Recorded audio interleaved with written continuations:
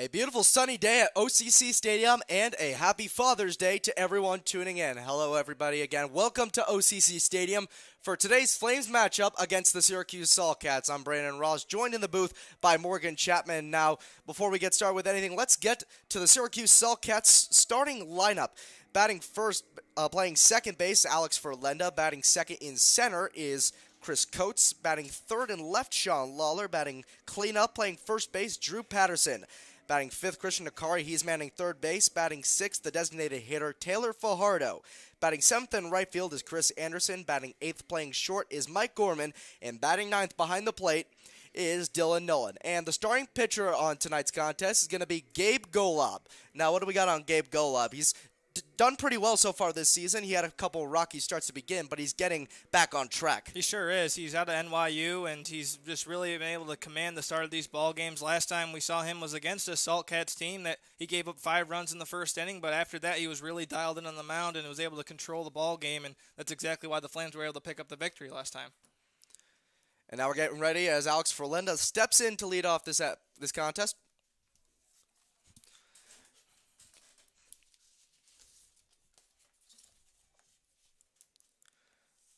Excuse me, looks like there's been a last-minute substitution that we have not been made aware of, as it looks like Michael Ray is going to be leading off for the Syracuse Saltcats.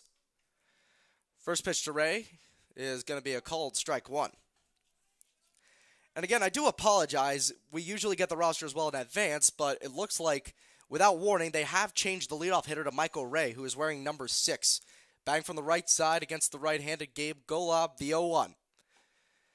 That pitch catches the outside corner. A late strike call there from the home plate umpire. Count's going to be 0-2. Michael Ray is out of the Citadel. That's where he plays his college ball. He's batting a .214 on the season, plays shortstop for this team, so we'll see where he lines up in the field. One of the few Citadel players on this Saltcats roster. The 0-2 is a breaking ball, misses outside. Peterson able to keep that one from going away. Count's going to be 1 ball, 2 strikes.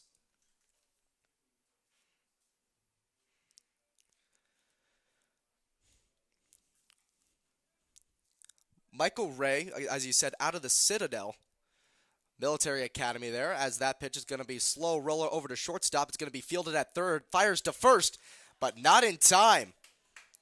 Miscommunication between Ruggiero over at short and Mike Netzel playing third base, and that's going to lead Michael Ray to get on first base, and we'll take the time to give you the defensive alignment here for the Onondaga Flames. Behind the plate, it's Trace Peterson. Left to right in the infield, it's going to be Mike Netzel, Mike Ruggiero, Brian Hart, and Corbin Paxton, and left to right in the outfield, it's Adam Gordon, Jack Chernow, and Colin Matthews. I think Ruggiero should have called off Mike Netzel on that last play. He looked like he had a better angle on it and probably would have been able to get the out at first. Well, either way, now Golub working for the stretch as Chris Coates comes in, as that pitch misses outside for ball 1.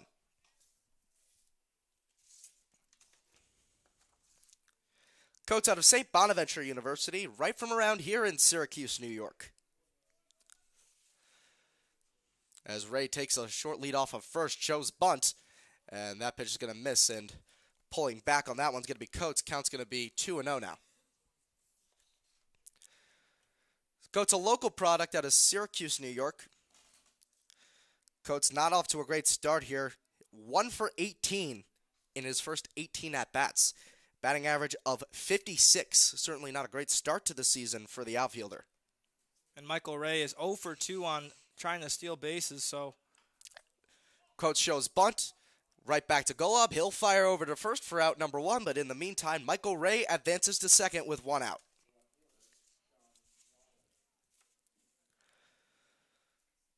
So now 1 away, that brings up Sean Lawler. Lawler really playing left field today. And he's really the hot bat for this ball team, Brandon. He's batting a .344 on the season. He has 11 for 32 at the plate. Sean Lawler out of Flagler College down in Florida, originally from Boca Raton. Lawler, as you mentioned, .344, 2 RBIs on the season, has walked 13 times as the first pitch misses outside for ball 1. Playing with fire here early, the Flames are now a runner in scoring position with only 1 away, and the heart of the order is still set to come up here in the first inning. Golub working from the stretch. The 1-0. Big secondary on second as that pitch misses outside for ball 2.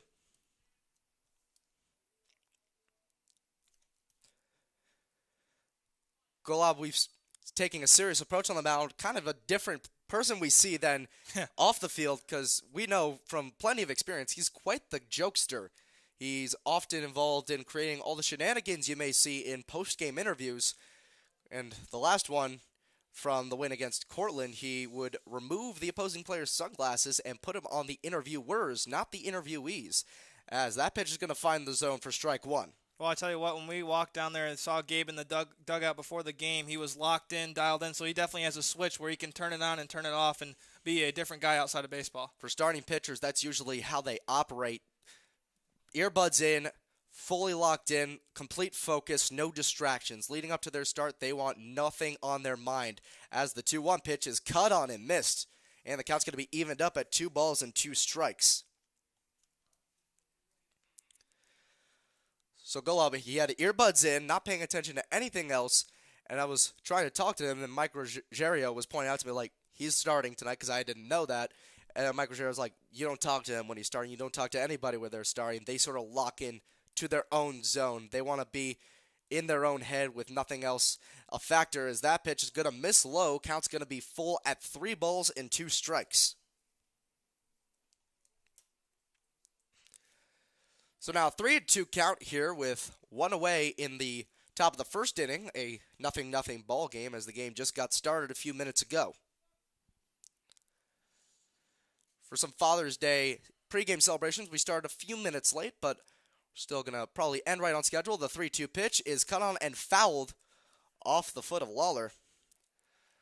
Looked like a foul ball right off his shin. That's not what you want to see, but thankfully it looks like he's wearing a shin guard. Those can be awfully painful. It's really sunny and hot out here in Syracuse, New York, 90-plus degrees.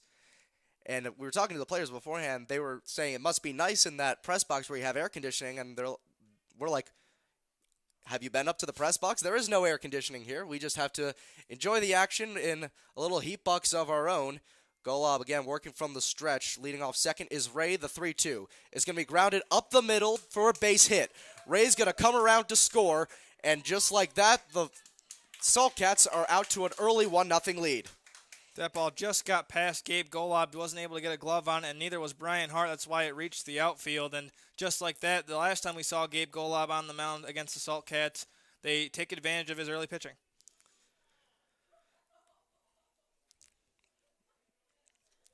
And so now, Saltcats up early 1-0 here, and that'll bring up Drew Patterson. Patterson very successful in the season so far, hitting .278. Also got a home run and 7 RBIs to his name. As the first pitch is a fastball, catches the outside corner for strike 1.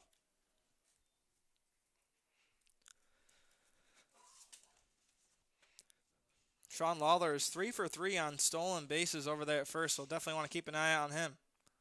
As that pitch is going to miss high and inside, count's going to even up at a ball and a strike. Patterson out of Roane State University. It's actually a junior college down in Georgia. One of a few junior college players in this league trying to show off some talent to D1 scouts. The 1-1 is going to catch the zone. Look like a off-speed pitch. Golub pulled the string on that one. It's going to be 1 ball and 2 strikes.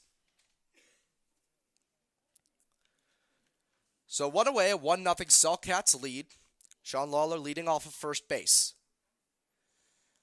Golub working from the stretch with a 1-2 count. And he deals.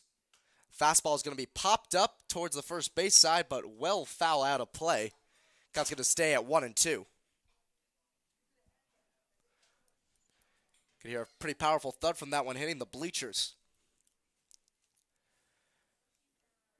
Normal defensive alignment here so far from the Flames. Outfielders playing in normal position. Middle infielders back. Third baseman back. Corbin Paxton guarding tightly at first base. A pickoff attempt is no good, and Lawler able to get back there safely.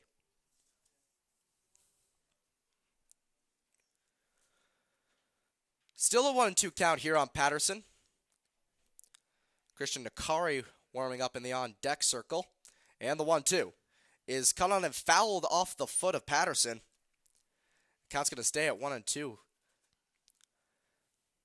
So not a lot of trouble making contact with Golub's pitching today, but making solid contact has so far been a struggle, as both hits we've seen have been slow rollers, one of which just got through the hole in center. And the first one, which allowed Ray to get on base, was a very slow roller between short and third. He was able to leg out the infield single. The 1-2 is going to be lined down the first baseline for a base hit. Lawler's going to hold it second, and it's a one-out single here. Now runners on first and second for the Saltcats. Well, everyone's seeing Gabe Golub's pitches really well right now, and he isn't giving up the big hit so far, but those singles are definitely going to pay dividends for the Saltcats if they can continue to do the same. It's another. I'll bring up Christian Nakari.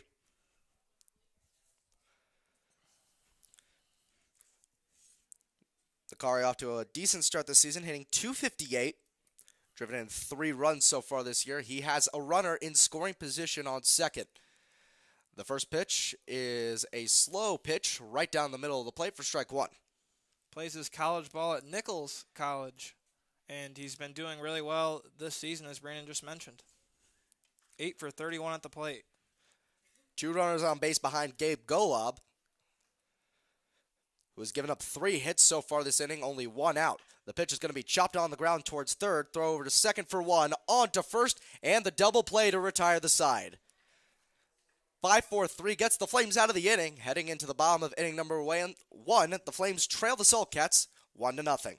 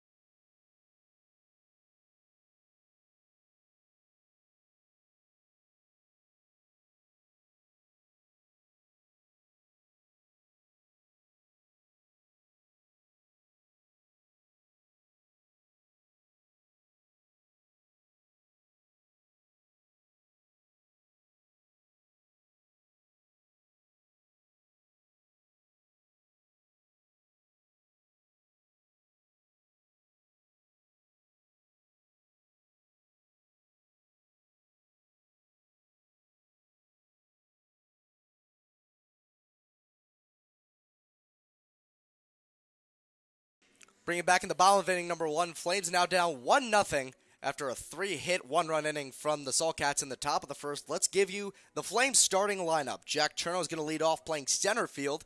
Mike Netzel playing third, batting second, batting third and DHing is going to be A.J. DiFilippo. Batting cleanup in right's Colin Matthews, batting fifth at second Brian Hart, batting sixth behind the plate Trace Peterson, batting seventh in left Adam Gordon, batting eighth playing first base is Corbin Paxton, and batting ninth, manning shortstop, is Mike Ruggiero. And on the mound for the Syracuse Saltcats is going to be Zach Kemp. Last time he did not have a great outing against this team. He got lit up before being taken out. As Jack Chernow comes up for his first at-bat, the first pitch is going to be a fastball taken for strike 1. And Jack Chernow has probably had one of the most successful seasons so far this year. He's batting a .387. He's 12 for 31 at the plate, and he's made a lot of plays in center field as well. The 0-1 pitch is going to find the zone again. A breaking ball just finds the lower third. Count's going to be 0-2. Chernow out of Columbia University. He's getting on base a lot, not just getting hits. He's On base percentage is an even 500 heading into today's contest. The 0-2 is going to be chopped on the ground foul towards the Flames dugout. Count's going to stay at no balls and 2 strikes. And he's not the biggest guy on the field, but he's able to always make solid contact and find the gaps. No, he's not. About 5'7", 5'8". Though he's listed as 5'9", it's probably a little bit of a generous listing, but still, certainly proving to be a valuable offensive and defensive asset for this team. Kemp from the windup, the 0-2. Fastball misses high and outside. Count's going to be a ball and 2 strikes. And I think Zach Kemp was the turning point in the game the last time these two teams faced, because when they put Kemp in, that's when the game really broke open for the Flames. Nevertheless, Cherno behind in the count, 1-2, Kemp deals. Breaking ball doesn't break into the strike zone. Hanging outside, count's going to be even at 2 balls and 2 strikes.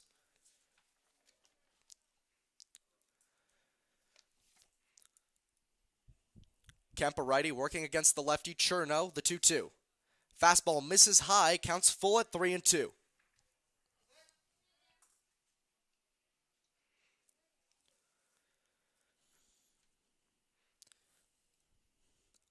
The payoff. Fastball misses way outside for ball 4, and the Flames have an early base runner. And with that, let's give you the defensive alignment for the Syracuse Saltcats. Left to right in the infield, it's going to be Christian Nakari, Mike Gorman, Michael Ray, and Drew Patterson. Left to right in the outfield, Sean Lawler, Chris Coates, and Chris Anderson. Behind the plate is Dylan Nolan, and of course, Zach Kemp on the mound for the Saltcats. That brings up Mike Netzel for his first plate appearance after the Jack Cherno walk. And a pickoff attempt over at first. It gets away from Patterson, but doesn't go far away enough for Cherno to think about advancing to 2. And Brandon, last time you guys saw Mike Netzel down in Cortland, you had him with a post-game interview. How did he perform against Cortland? Netzel had the game of the season so far, 3 for 3, drove in a couple of runs, and he certainly had a night for him to remember. He's off to a great start himself so far this season, as Netzel hitting .406, leading the team. On base percentage well above 500, 537 to be a matter of fact. And when he gets on base, he likes to score. 8 runs scored so far this year, as the first pitch is a fastball taken for strike 1.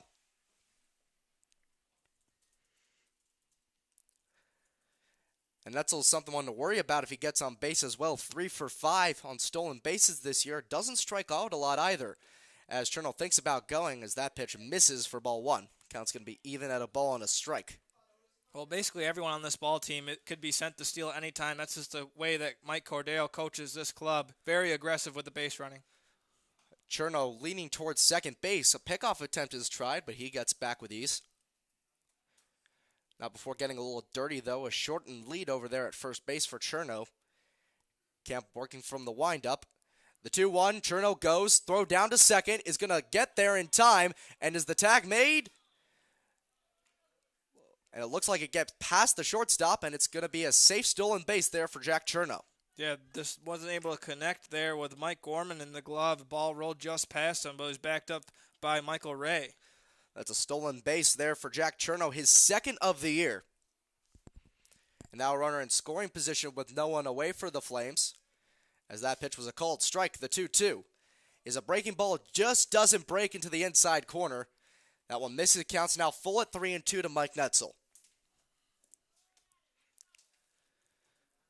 So now Cherno leading off of second, a full count, down 1-0. The payoff. Fastball chopped on the ground, foul down the third baseline. That'll be collected by A.J. DiFilippo in the batter's box. Counts now still going to be full at 3-2. And back-to-back really solid at-bats from the Flames so far, with Mike Netzel and Jack Cherno going to full counts and getting some extra pitches thrown. As you know, the head coach Mike Cordero keeping track of the quality at-bats of this ball club. Kemp, the 3-2, is going to be lined foul behind home plate. Another foul off. This will be the 8th pitch of this at-bat here to Mike Netzel. And it looks like the Flames are finally starting to hammer out their starting lineup with these 3 first at-batters, very solid players. Absolutely. Jack Cherno, a mainstay out there in center field. Mike Netzel, always a presence in the lineup, even if he doesn't start. The 3-2 pitch, cut on and missed. Mike Netzel can't get a hold of the fastball, and now 1 away here in the bottom of the first for A.J. DiFilippo. DiFilippo, a stellar hitter himself after coming late, along with his teammate Cherno leading off second base. DiFilippo hitting .323 heading into today's contest, owns one of the team's 3 home runs. And a step off from Kemp, nothing doing.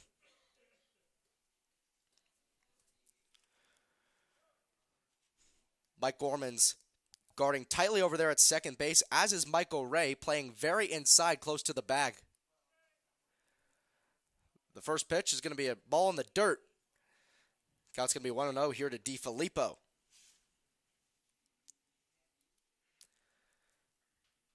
DiFilippo has a knack for driving in runs, second on the team in RBIs with 10 heading into today.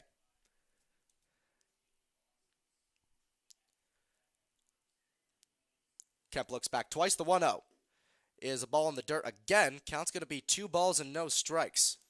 And DiFilippo really started his season off strong, Brandon. His second at-bat was that home run over in right field, so he's really been consistent ever since he got here. Kemp looking back to second. Gorman playing close. The 2-0 is going to be lined on the ground towards first base. That'll be fielded by Patterson. Taken to the first by Patterson for the out, but Cherno is going to advance to third, and now 2 away here for Colin Matthews.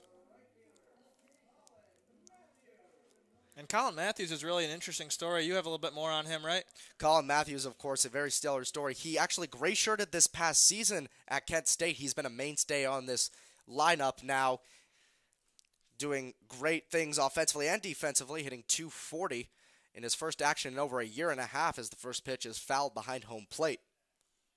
And him and Adam Gordon, they're always making diving plays out in the outfield, sacrificing their body to make sure they secure the out. And Colin Matthews, of course, got a cannon arm out there in the outfield we saw against the Spartans about a week ago.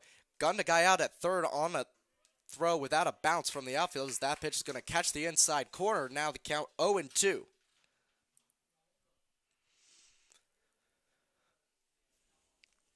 Matthews, 10 games this year, 6 for 25 in his at-bats, the 0-2. Cut on and missed.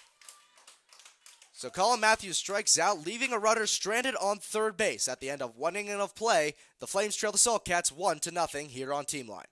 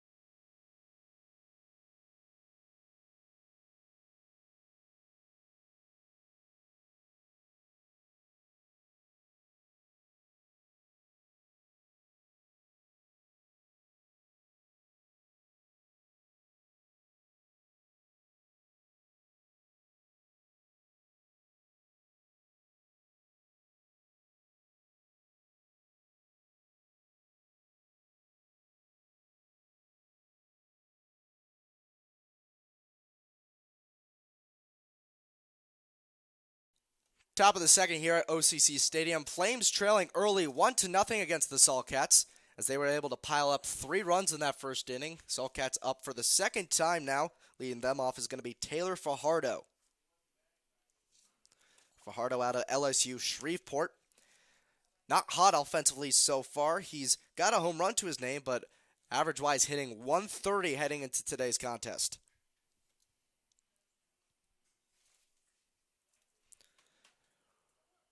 Fajardo in the right-handed batter's box working against the righty Golob.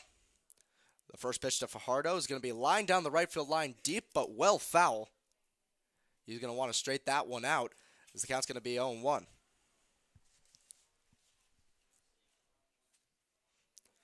Golob now out for his second inning of work. Gave up 1 run on 3 hits last time out. The 0-1 is going to be lined into right field. Giving chase to that one down the right field line is going to be Colin Matthews, and he can't make the catch. The ball was within reach, but he just couldn't put it in his glove. The sun was in his way. It is blaring out here at OCC Stadium. Count's going to be 0-2 here. I'm not really sure if the sun was the biggest factor. I think he just held up because of the fence. He didn't want to run into it, so he just wasn't sure where he was on the field. But either way, dropped the easy pop out there. Certainly does not to discredit how powerful the sun is right now. We're burning up in this press box. It's well over 90 degrees here. It's going to be like that for the next day or two. Infield playing back deep for the powerful Fajardo. And the outfield playing deep as well, the 0-2. Pitch outside. And the first ball here to Fajardo counts 1-2. We've seen Fajardo in a couple of the past two matchups against the Saltcats. Hasn't done much against this team. The 1-2. That one misses outside. Count's going to be evened up at 2 balls and 2 strikes. And either the last time these two teams played or a couple of games ago, these teams saw some fireworks between them. The 2-2 is going to be lined into right center field and deep for a base hit. That one's going to be a gapper rolling all the way to the wall. Fajardo's rounding first, heading for second. Fielded by Matthews in right field. Fajardo will hold up at second, and that'll be a stand-up double for Taylor Fajardo with nobody out. Saltcats have another runner in scoring position early this inning, and that'll bring up the right fielder, Chris Anderson. And you got to remember, this is the third time this team's seen Gabe Golob. He started the first game of the season, he started on the mound. He was the last time that the Saltcats played the Flames, and then again here today. So they're definitely getting used to his pitches. Golob's last time out gave up 5 runs in the first inning, but eventually hung on for a few more innings after that. Ended up holding them to 3 runs over an additional 5 innings of work. And ended up getting credited, not with the win that night, but a stellar performance for sure. As the first pitch to Chris Anderson, he shows bunt, and he doesn't pull back in time, so it'll be a strike, but on that pitch, Taylor Fajardo advances to third base. So now a runner on third base with nobody out here in the top of the second inning. As there will be a quick conference between Anderson and the third base coach. He'll step back in the box on the right side. Corner's now playing in here for the Flames defensively. Trying to keep that runner on third from scoring here and falling behind 2 runs in only the second inning. Golob working from the stretch, the 0-1. Fastball catches the inside corner. Count's going to be 0-2 now. And we've seen Gabe get ahead in the count a bunch of times against these batters so far. Just hasn't been able to finish the at-bat. Golob allowing a lot of hits early on, 4 so far, as that one's going to be chopped on the ground. A diving stop over there by Netzel. No throw over to first, as Anderson's going to get in there with an infield hit. But on the silver lining there, the runner on third doesn't score. Nice job by Mike Netzel, and looks like there's going to be a timeout as pitching coach Robert Andrews is going to come out to the mound to talk to Gabe. But really nice effort by Mike Netzel. That's exactly why he's there at third base, and he's making the diving play to prevent the run. If that ball gets past Netzel over there at third, that's an extra base hit and a run there for the Saltcats. And a quick mound conference, the entire infield convening alongside pitching coach Robert Andrews. We saw him as acting head coach in the last game against Cortland, as Mike Cordero could not make the road trip, and so he acted as head coach. Well, I tell you what, Robert Andrews is all baseball all the time. He's always very serious, locked in, a man of few words to the public, but out in those mound visits, whatever he says usually makes a difference to these pitchers. And whatever he's saying is working so far for this team.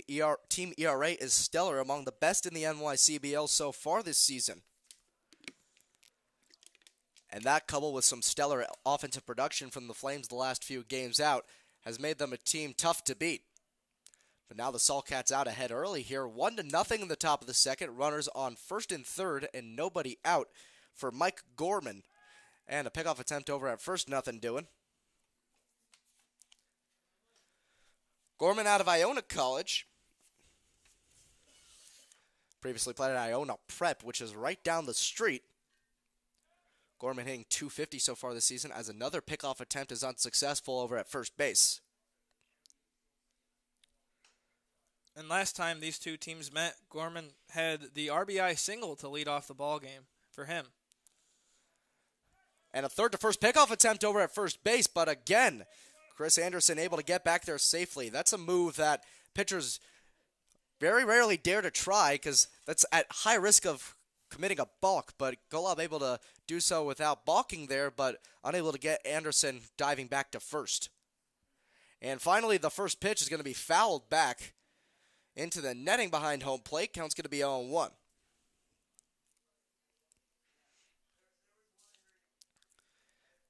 Corners playing very far in here. The middle infield in double play depth. And the outfield playing deep, no doubles defense here. Though it's a little shallower than in the professional leagues as another pickoff attempt goes over there. There's not as much power in the pros, not as much power here as there is in the pros, as a lot of these guys aren't used to playing all season with wood bats. Back in college, they all play with BB Core metal bats. And sometimes the adjustment can be rough. We've seen that with a few players on both teams. A third to first pickoff attempt has Anderson in a pickle. A throw down to second has him gunned down. Gabe Golub, a third to first pickoff move successful, catches Anderson in the middle of first and second base, and as he's trying to steal second base, he's gunned down by Corbin Paxton at first. Really nice job there from Gabe, being able to fake out the runner on third, go back to Corbin. Corbin's able to make the throw and get the out. Some poor base running there from Chris Anderson, and now the 0-1 pitch to Gorman is going to miss, and that'll be a 1-1 count. And for Anderson, that was his first stolen base attempt of the year, and his first time getting caught stealing. 0 for 1 on the year for him now on the base paths. And now runner on third with one away. And a 1-1 count, the pitch to Gorman. It's going to be cut on and missed. Looked like a breaking ball. He got out in front of a little too much. And the count's going to be a ball and 2 strikes. So now the entire infield playing in here. With the runner no longer on first base, the middle infield out of double play depth and playing very close to the infield grass. Netzel playing as far as inside of third base, almost bunt depth, as Gorman swings and misses, and that one's going to get away from Trace Peterson. There was question as to whether that was a foul ball, but it's going to be a drop third strike, and on the drop third strike, a run scores, and Gorman is able to make it all the way to second base.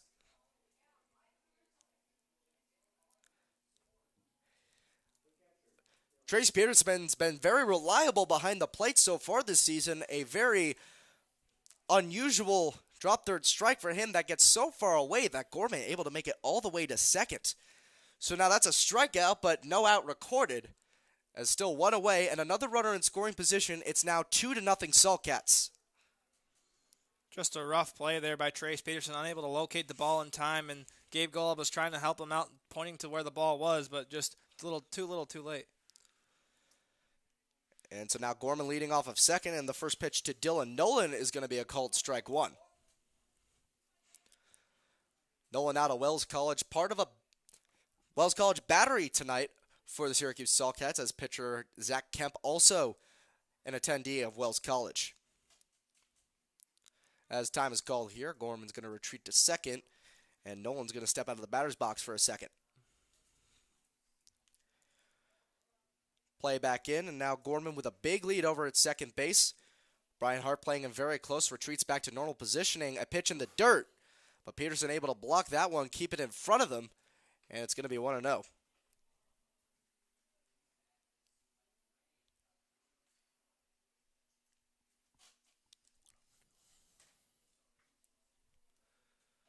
So it's now a 1-1 count here to Dylan Nolan. Golub now working from the stretch. He deals, and that pitch is going to miss outside. 2 balls here on Dylan Nolan. And I'm interested to see, Brandon, how that last play affects Trace Peterson as the game goes on. If it gets in his head or if he just shakes it off and is able to play through it. So far, the past few games, the Flames have been able to avoid the snowball effect of bad decisions and bad plays, but off to a rocky start here. We'll see if they'll be able to recover. They're going to have to if they're going to want to win. And the 2-1 is going to miss for ball 3. Gorman thinks about going for third as it gets a little bit away from Peterson, but he's able to recover quickly, and Gorman retreats back to second base. And Mike Ruggiero is going to call the time as he goes to conference with Gabe Golub. Gabe just starting to miss his spots just a little bit, and as Ruggiero just has a quick word with him, hopefully he's able to find it again. Golub back on the mound now. Nolan steps back into the batter's box, the righty against the righty Golub. Infield now playing back with a runner on second, one out, trailing 2-0. Trace Peterson setting up outside. That's going to be grounded right back to Gabe Golub. He'll fire over to first for the out. Gorman's going to stay at second, so the runner's going to stay on second base, and 2 away here in the top of the inning number 2. So that'll go in the scorebook as a 1-3, and now heading back to the top of the order, it's going to be Michael Ray. Michael Ray last time up reached on an infield single that sort of confused Ruggiero and Mike Netzel on the left side of the infield as they couldn't figure out whose ball it was to field. Nevertheless, Michael Ray wasn't initially in the starting lineup, got put in at the last minute in the place of Alex Ferlenda. And he'll be manning second base today. And the first pitch is cut on and missed. Couldn't lay off the high cheddar, and the count's going to be 0-1. Gorman taking a big lead off second, 2 away, 0-1 count here. Flames trailing 2-0 against the Salt Cats in the top of the second inning. Golub shakes off, gets the sign, as Dylan Nolan calls time from the batter's box. And Michael Ray is searching for his first RBI on the season. He's yet to register an RBI. He's 4 for 15 at the plate now after that last at-bat. Ray back in the batter's box now. Gorman with another big lead off second base. No one's guarding him close, and that pitch is going to miss just outside. Count's going to even up at a ball and a strike.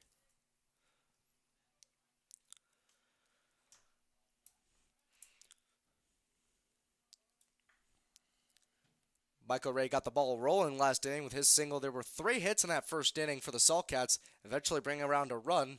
And after the run this inning, they lead 2-0. The 1-1 is going to be grounded back up the middle right to Gabe Golub. He snags it out of the air, fires over to first, and that'll be it for inning number 2. The top of the second's retired quickly, but not painlessly, as a run comes around for the Salt Cats at the end of 1.5 innings of play. The Salt Cats lead 2-0 here at OCC Stadium.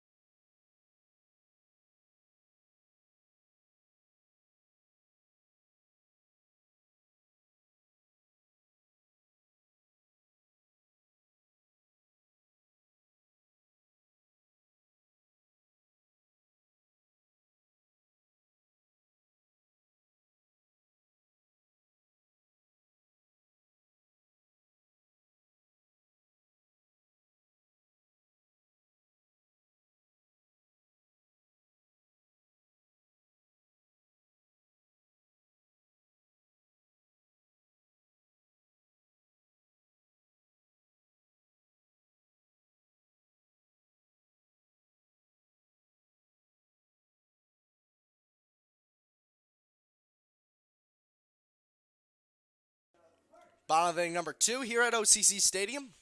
Flames behind early in this one, 2-0. The Salt Cats lead after an inning and a half of play, and it'll be 5-6-7 here for the Flames as Brian Hart's going to lead off.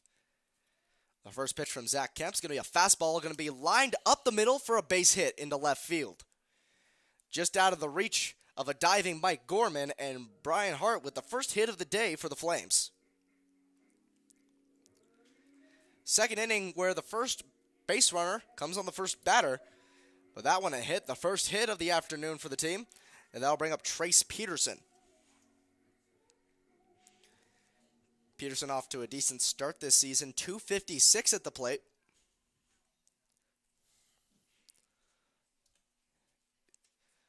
And the first pitch from Kemp is a fastball, catches the inside corner for strike one. Peterson playing a lot of catcher. We'd been told before the season that his head coach at Lake Erie College was thinking about moving him over to first base, so we'd see some action there, and so far, only played one game at first base. Every other game, either designated hitting or playing behind the plate, where he's manned most of the games so far. Jake Surratt coming in late and only playing a few games as a breaking ball misses inside. Count's going to even up at a ball and a strike. And that catcher's battle that between Trace Peterson and Jake Surratt, Trace obviously has the upper hand as of right now. He's been playing really solid. Let's see if he can continue to do the same. Jake Surratt on the exact flip side, 2 for 22 in his first few at-bats. Batting average of 91 as that one's going to be lined into right field, but well foul. And the count's going to be a ball and 2 strikes here on Peterson.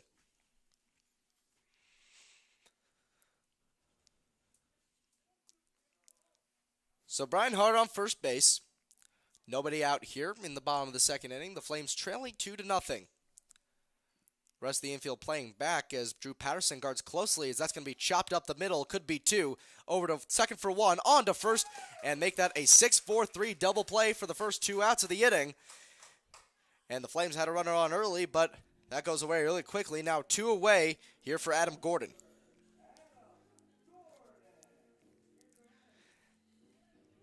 Adam Gordon, one of the defensive stars on this team.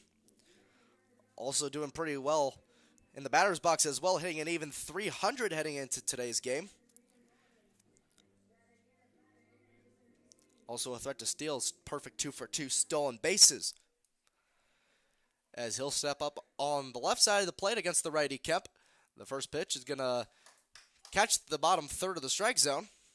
I believe that stolen base stat isn't correct because we saw him steal 4 bases in one game against the Salt Cats, so I think that just needs to be updated. But he is definitely a threat to steal once he gets on. Well, it's certainly possible that a few of those were marked as wild pitches and pass balls. That's going to be grounded over to second. A stop by Michael Ray, but he can't corral it. And a weird slide into first base by Adam Gordon, but he's going to get in there with an infield single. I hope he's okay. That did not look good. He's taking his time laying down there over by first base. He's going to talk quickly with the first base coach, but it looks like he's going to get up, grab his leg a little bit, but he seems like he's okay, and he'll stay out there at first base.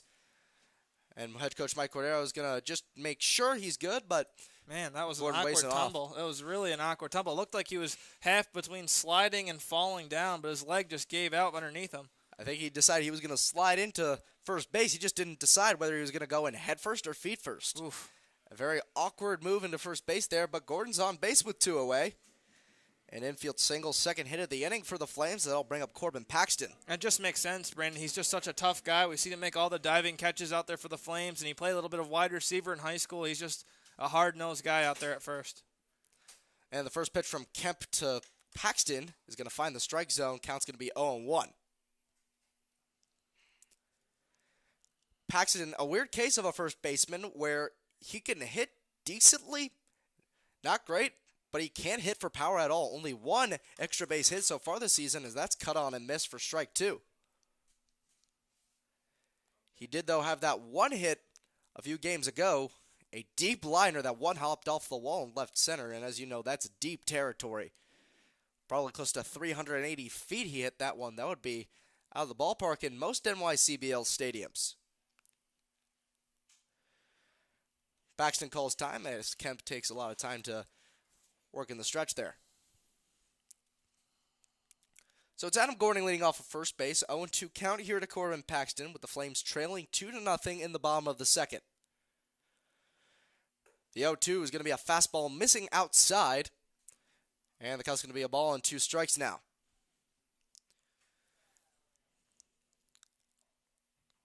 Not a major shift here. Mike Gorham playing a little closer to second base. A pickoff attempt for Adam Gordon. Nothing doing. So Mike Gordon at shortstop shading a little bit closer to second base with the lefty Corbin Paxton up to bat. The outfield shifted ever so slightly to the right as he's going to gap that one to right center field and deep, and that's going to roll over to the wall for a base hit. Corbin Paxton's going for two, and it gets away from the center fielder, Chris Coates. Adam Gordon's going to come around to score, and getting over to third is going to be Corbin Paxton. That's likely going to get marked a double and an error, but that's still a run for the Flames, and now they only trail 2-1. Well, you just mentioned, Brandon, that big hit he had the last time. It was almost the identical play, just in right center instead of left center. A huge hit to get the Flames back in this ballgame. The second extra base hit on the year for Corbin Paxton. Now a 2-1 ball game for the bottom of the order, and now it's going to be Mike Ruggiero playing shortstop today. The first pitch from Kemp is a breaking ball, catches the inside part of the plate for strike one. Ruggiero finally getting back into the swing of play after missing a few games early on with a hamstring pull as that one misses way outside. And Dylan Nolan has to jump over to keep that one from getting past him. So an even 1-1 count here to Mike Ruggiero. Corbin Paxton leading off of third base marks the tying run. The 1-1. Pitch misses high and outside. Count's going to be 2-1 now.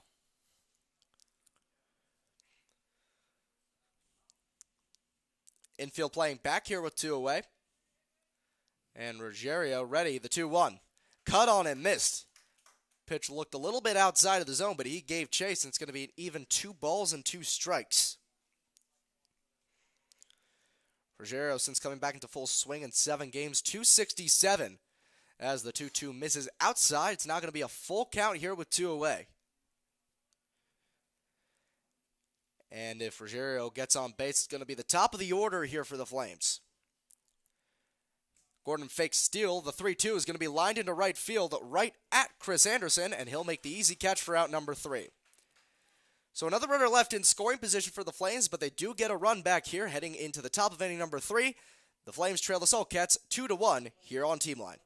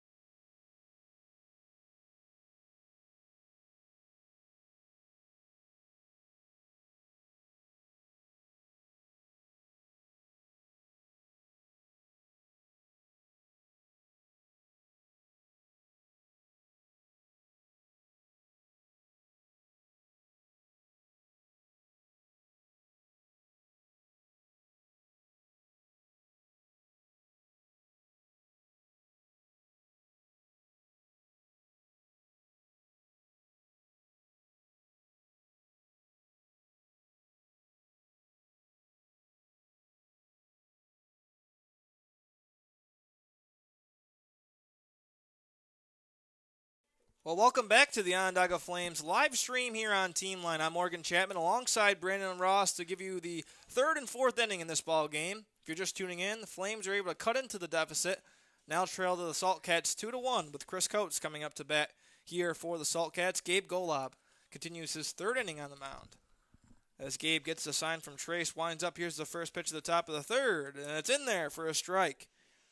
Chris Coates, last time he was up to bat, grounded one right back to Gabe Golob, who tossed it over there to Corbin Paxton to get the out.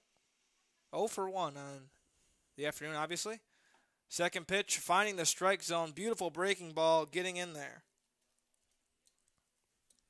0-2 is the count here on Chris Coates, and Gabe is one of those pitchers that has a rocky start to some of these ball games, but as the game goes on, he just seems to get better and better. 0-2, here's the delivery. In there, but it's low. Count goes to 1-2. What have you liked out of Gabe so far, Brandon? Well, not a lot of light out of Gabe, but it seems like he's at least staying focused, even though he's gotten his team behind the game 2-1. After his last inning where he gave up 5 runs in the first inning, he said he just had to stay confident his team would pick up the slack. It seems like they're starting to do that here. Sure. 1-2. and just missing low. Count goes to 2-2. But this is my, let's see, this would be my fourth time seeing Gabe Golub pitch, and every single time he hasn't got the win every time, but he's just looked like he absolutely believes in himself out on the mound. And that's the important thing on the mound, to have that confidence. For sure. 2-2. Here it is. Cut on. But foul. Count will go to stay at 2-2, I should say. But here we are on a beautiful Father's Day. Sunday, of course, here at OCC. It's probably 93 degrees in here, or outside. It's probably 97 in here. It is a toasty one in the press box. Not complaining at all, though. Love to cover the Onondaga Flames for you, everybody, and hopefully you're enjoying your Father's Day. 2-2, here it is. Just a bit outside. Count goes to full at 3-2. But, you know, I really wish I could be home with my father. I hope he's watching right now and understands how much he means to me. As Brandon mentioned in the pregame, how much his father means to him. 3 balls, 2 strikes. Here's the payoff from Gabe Golub. Right at his head, missing the strike zone, and Chris Coates is going to collect a walk. Just the first walk surrendered of the ball game from Gabe Golub. And it's going to bring up Sean Lawler, who had the RBI single last time he was up. And a quick note from that last inning, I mentioned that what looked like a double and an error by Corbin Paxton, that's actually been put in the scorebook as a triple. I was almost certain that Chris Coates fumbled it out there in center, allowing an extra base, but it's going to go in the book as a triple. Good work, Brandon, getting some more updated stats. Lawler is going to line one down the first base line as the first base coach for the Salt Cats, unable to corral it. Must have left those silky mitts at home. Count goes to 0-1. When can we ban that word from the press box? I'm not sure. We're just going to keep going until I forget to say it, or Eric forgets to say it. That's never going to happen. I don't think so. 0-1 is the count. Gabe Golub looking to pick off Lawler, or I should say Chris Coates over there at first base, unable to do so. But like I said, Gabe is just a very confident player. He seems to be the leader of this group, and again, he has 2 different personalities. One when he's on the mound, and then obviously after the game when he's messing around with his teammates. He really is the glue of this team, holds everyone together. This pitch just missing the strike zone. Count goes to 1-1, but I mean, he's definitely a leader of this team, and everyone believes in him. Hopefully the defense will be able to back him up here. With no down, 1 on first here in the top of the 3rd inning. Looking for the pickoff attempt on Coates, but it's not in time, and he is safe at first. We've seen him try a bunch of pickoff attempts so far in this game. Brandon, how do you think that's affecting him mentally? Well, I think it just depends on – it's usually just strategic. It's not usually a sign of getting in the pitcher's head. And Gabe Golub, it has worked for him once so far. Right. He tried a third to first pickoff move back in the first inning and ended up paying off. Sure did. 1-1 and another pickoff attempt. Not in time once again, but that was a beautiful fake. He had the third, got it to Corbin Paxton at first. Corbin was able to throw him out at second. So if Gabe can do a little more of that fake out, if there was a runner on third, he seems to have that down.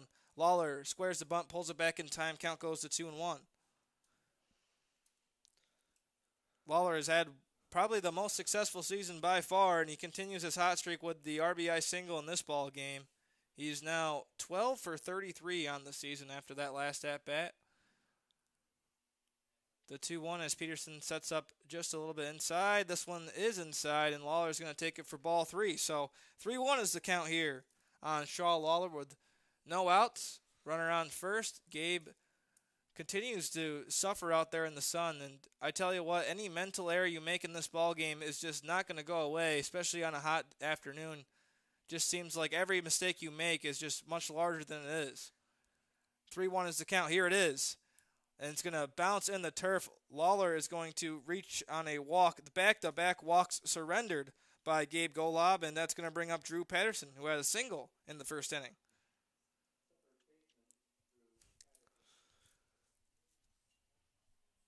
Patterson over at first base this afternoon. He's 11 for 37 now after that last at-bat. Runners on first and second. And, I mean, for the most part, besides that one blowout game against the Salt Cats, they've been really been able to play with the Onondaga Flames. They've definitely been able to compete with them. Just the one game really got away from them. 16-1 was the victory the Flames had in that one. But other than that, I mean, as Patterson squares the bunt, pulls back in time, and another ball is thrown by Gabe Golub. But The weakness seems to be for the Saltcats is their relieving pitchers, because usually the starting pitcher, we saw Beliveau, who got the start last time, he did well, but then Kemp came in and wasn't able to sustain that momentum on the mound. Here it is, cut on down the third base line. Netzel chases at it, but it's going to go foul. Count evens up at 1-1 strike.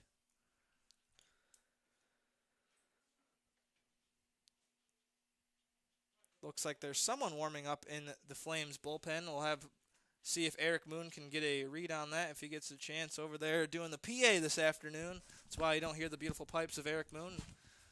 But 1-1 is the count here for Gabe. Looks like it's Jake Griffin, but not 100% sure. That one's in there for strike two. Count goes to 1-2. Gabe Golob just really battling his way through it, sweating it out on this hot afternoon. But the Flames have been an absolute tear as of late. They've been really playing their best baseball. 4-game win streak coming into this ball game, and it all started against the Syracuse Saltcats. Thank you, Brandon. 1-2 is the count here for Golob.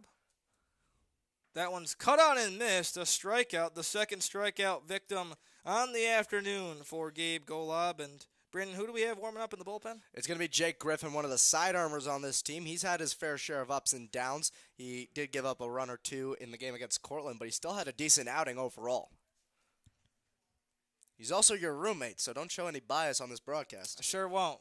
Yeah, Jake is warming up as of right now. See how much further Gabe Golob goes as trying to pick off Coates, and he got him! Gabe Golob with a terrific fakes the pitch, goes back to second. That's the second time we've seen him throw someone out. So, Gabe Golob, you have a day out on the mound picking people off. Really nice move. And sometimes you just catch the runners sleeping. They get caught when they least expect it.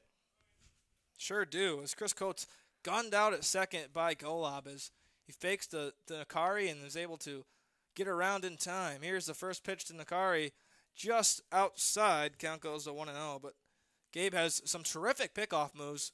We've seen two of them work really well this afternoon, and if I'm a Syracuse Saltcats base runner, I'm going to be careful.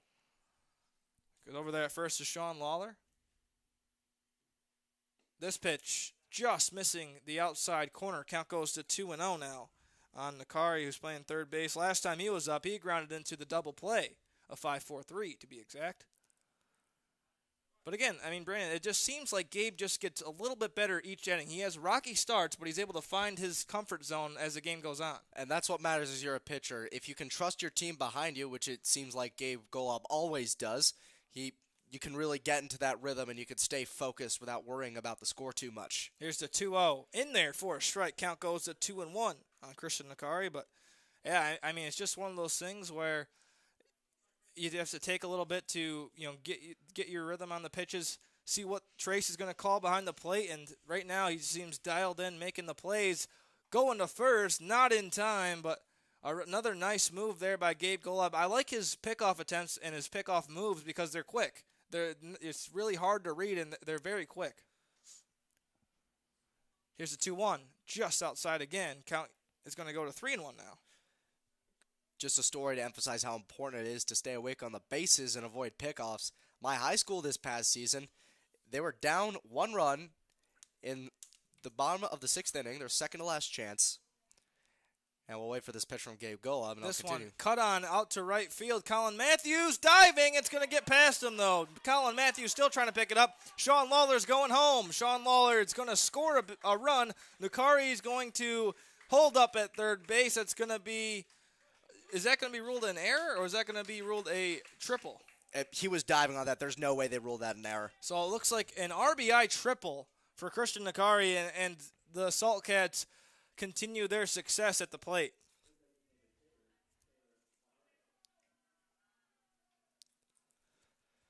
And just to finish up that story about base running, they had the bases loaded, down 1, 2 away. There's a third to first pickoff move, and the guy gets caught at first base, and it was one of the smartest baseball guys on the team, and you really hate to see that. You really do. First pitch, missing low for number 24, Taylor Fajardo, who had the double, came around to score last time he was up in the second inning, and you have to think if Gabe continues to get, or allow these hits anyways, his afternoon could be over here shortly. as the second pitch missing low. Count goes to 2-0 on Fajardo.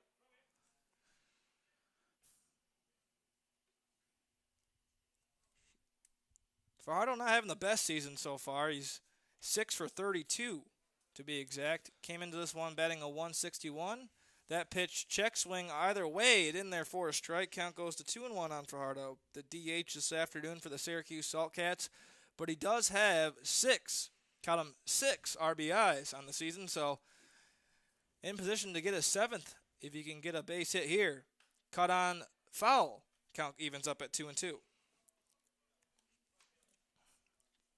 2 balls, 2 strikes with 2 down here in the top of the third inning. Flames trail 3-1 now.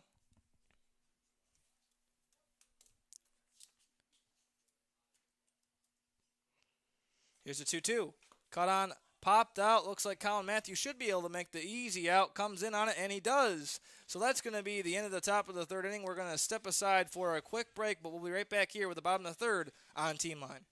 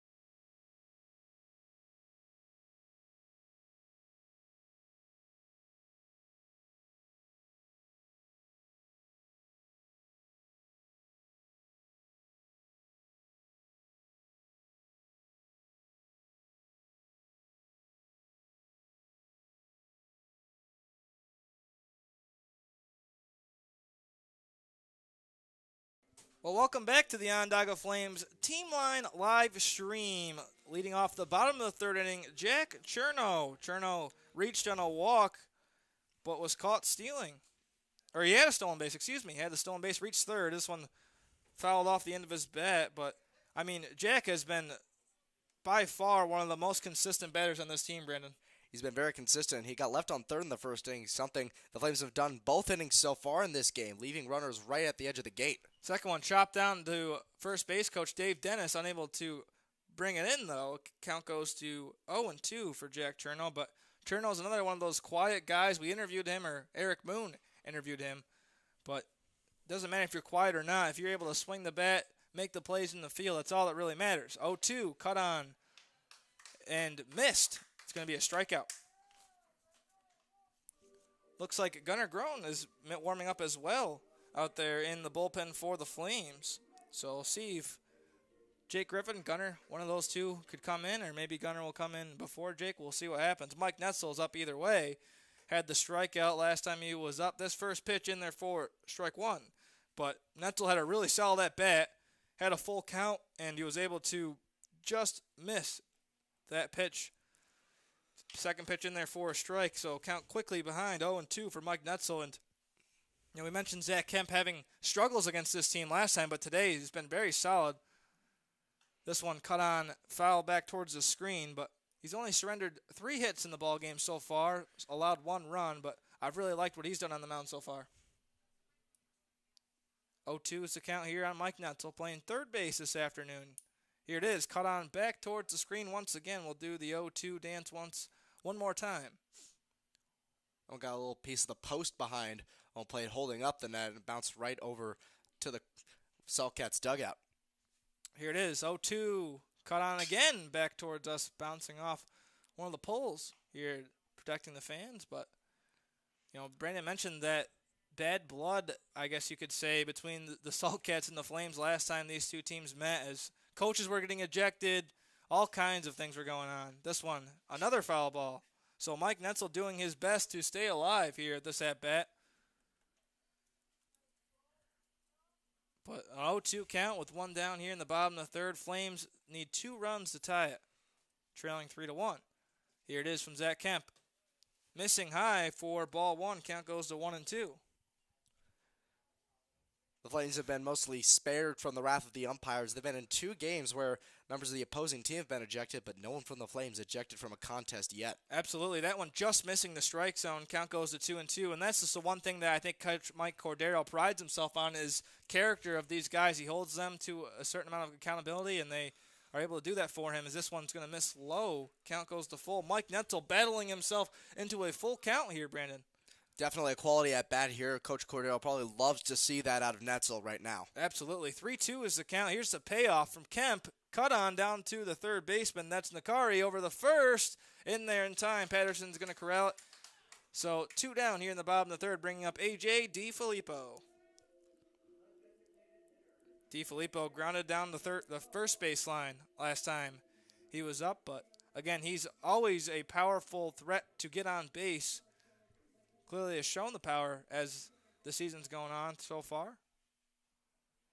Another Columbia product at the plate. Here it is for Zach Kemp. This one bouncing off of Dylan Nolan's catcher's gear, but he's in no trouble with no one on base. Count goes to 1-0. The 1-0 from Kemp. In there, but missing inside for ball 2.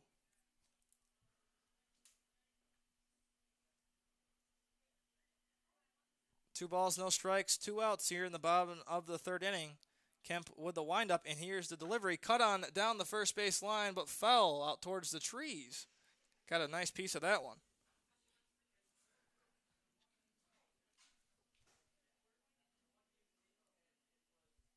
Here's the 2-1. Missing low between the legs of Dylan Nolan. Count now goes to 3-1. So a nice, another back-to-back quality at-bats here for the Flames. You know, they have been working the count here with Zach Kemp, and that's been the key for these guys. Just force the starting pitcher out early and get to their bullpen.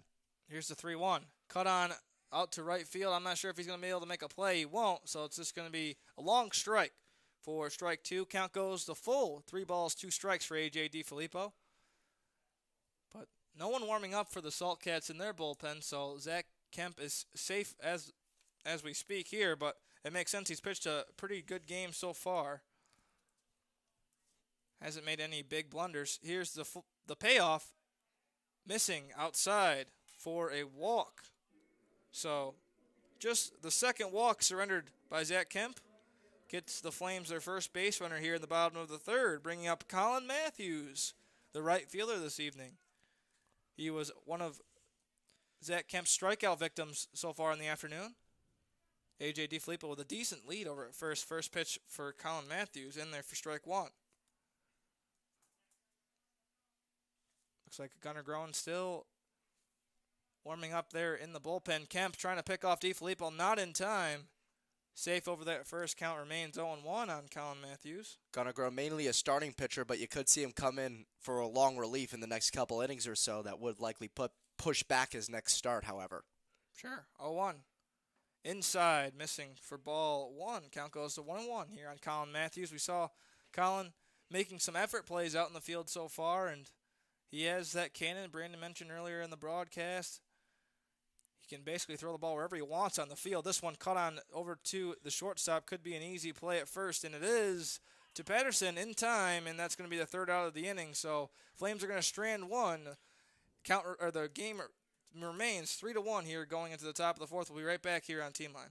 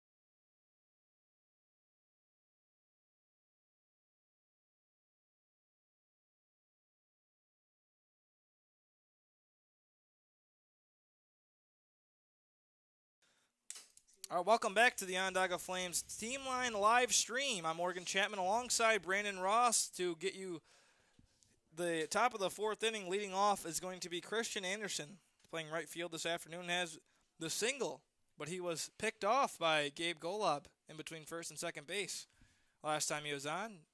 Gabe continues his fourth inning of work. First pitch missing high for ball one. And Jake Griffin going back to warm up there in the bullpen. So Gunnar and Jake could both see time in this ball game at some point. We'll have to see. This one cut on out to Adam Gordon. Easy fly out there, or a line out, I should say, for out number one. You know, it also is highly plausible that Gunnar Groen is just having an in-game bullpen session. Some starting pitchers do that at this level. We'll have to see who comes in. Perhaps Jake, maybe not Gunnar. We'll see. This brings up Mike Gorman, the shortstop on the afternoon. Was a strikeout victim last time he was in the box, but he was still able to reach on first base. It was a drop third strike by Peterson. Stranded at second, didn't come around the score. First pitch missing low for ball one. The drop third strike actually confused Peterson so much he was able to get to second base on that one. Big play by Gorman. He was on his horse, able to make it in time. Wasn't able to come around the score, though. Count is 1-0. With one down here in the top of the fourth. Here it is. Cut on easy pickings for Mike Ruggiero in the can of corn at first base for the second out. Bringing up Dylan Nolan. Dylan Nolan was a ground out victim. Grounded one up to Gabe Golob, who tossed it over to Corbin Paxton to collect the out last time he was at the plate. But again, Gabe has looked terrific so far here in the top of the fourth inning. This just blowing by, 2 up, 2 down.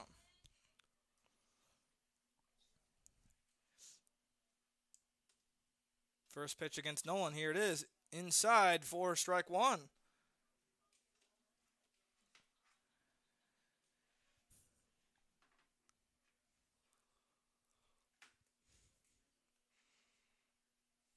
Here's the 0-1 from Golob.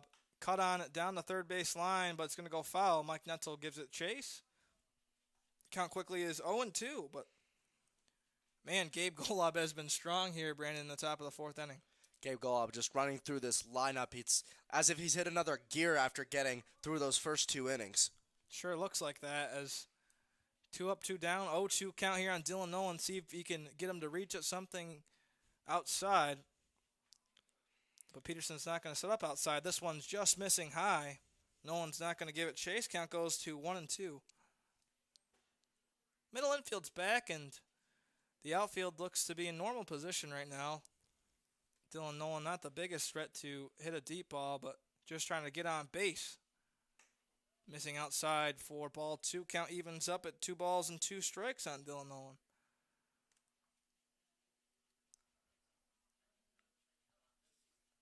Nolan does have 2 doubles on the season, but no home runs, no triples. So 2 balls, 2 strikes. Here it is from Golob. In there, looked to be a strikeout, and there it is. Strikeout to end the top of the fourth inning. 1-2-3 goes Gabe Golob, heading into the bottom of the fourth inning, I should say, here on Team Line.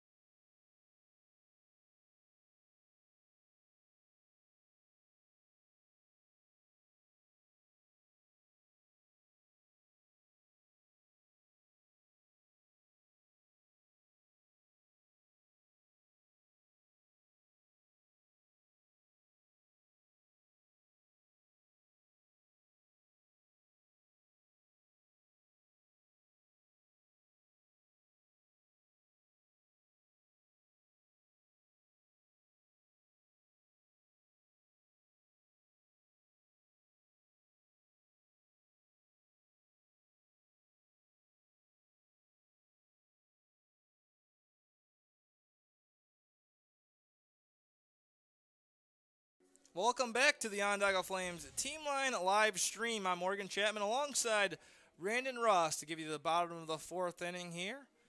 Brian Hart will lead things off. Had a single back in the second inning, and this one right back to the same spot, but the easy pickings for the shortstop over to Patterson, not in time. So another base hit for Brian Hart. He's been on fire as of late, Brandon. Brian Hart doing stellar things. He had a great night the last time this team played, and he had a big 2-run home run against Cortland. Sure did.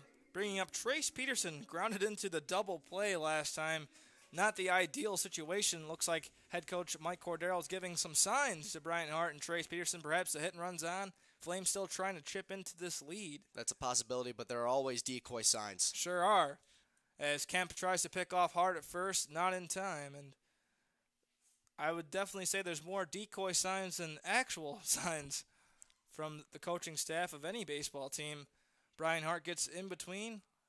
First pitch in there for strike one against Peterson, but you have signs for a good number of things, and you also have what are called hot signs, whereas nothing counts until after I hit this thing. So, like, you could hit the steal sign, but it wouldn't count unless I hit the hot sign before that. Right.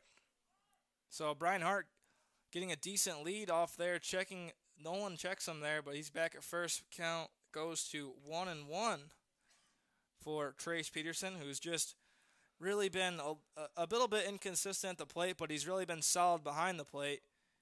This one back in time, almost getting Brian Hart as Peterson rolls up on his leg. Looks to be okay, though, and count even at 1-1. Trace is now 11 for 44 on the season.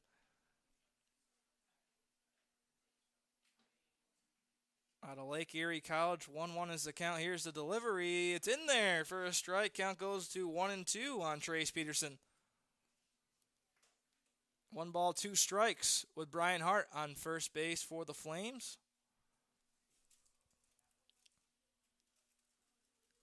Here it is. Brian Hart's going. Nolan with the throw. Not in time. Brian Hart gets a great jump to get into scoring position.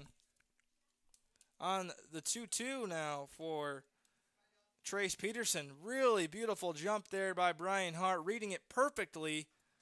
All those signs from head coach Mike Cordero must have meant something, or Brian Hart just had a really good jump on it. Either way, 2-2 is the count. Brian on second base, chopped right back to second, and bumbling it. Trace Peterson's not going to beat it out, and there's the first out of the inning. Either way, does its job, though, advancing Brian Hart to third base. Now you got that runner on third base with only one away. There's a lot that the Flames could do here, but they don't want to leave a runner hanging on third base for the third time tonight. They sure don't. But I'm not sure if they really need to worry about that because we have Adam Gordon coming up. He's 1 for 1 on the night, who beat out that ground ball almost. He was just tripped up driving in the first base there. It looked like his leg gave out, but either way, he was able to get there, came around to score on the triple by Corbin Paxton. So these two guys could definitely bring in the run if they get their chance. First pitch in there for strike one against Adam Gordon, the Cal State LA product.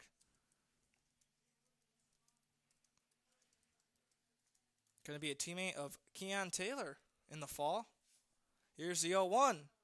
In there for a strike. Zach Kemp, 2 back-to-back really nice pitches on Adam Gordon, and now he's in a sticky situation with an 0-2 count. Runner on third is Brian Hart, who got things going here in the bottom of the first with the single, stole second base, and then it was advanced by Trace Peterson. Reason why he's on the corner. Here it is, inside, missing for ball one. Count goes to 1-2 on Adam Gordon. And I think the perfect comparison to any celebrity for Adam Gordon would be Julian Edelman, just because he's that hard-nosed, kind of slot receiver body kind of guy, and he really gives his all out there on every play. 1-2 is the count for Gordon. Kemp checks Brian Hart at third. Here it is, inside, missing for ball 2. Count goes to 2-2.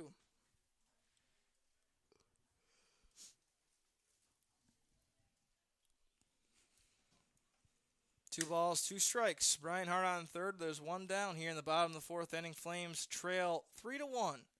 Here it is from Kemp. Cut on. This could be down for a blooper. And it is. Here comes Brian Hart, who's just going to jog it in. An RBI single for Adam Gordon. Just getting enough of that one.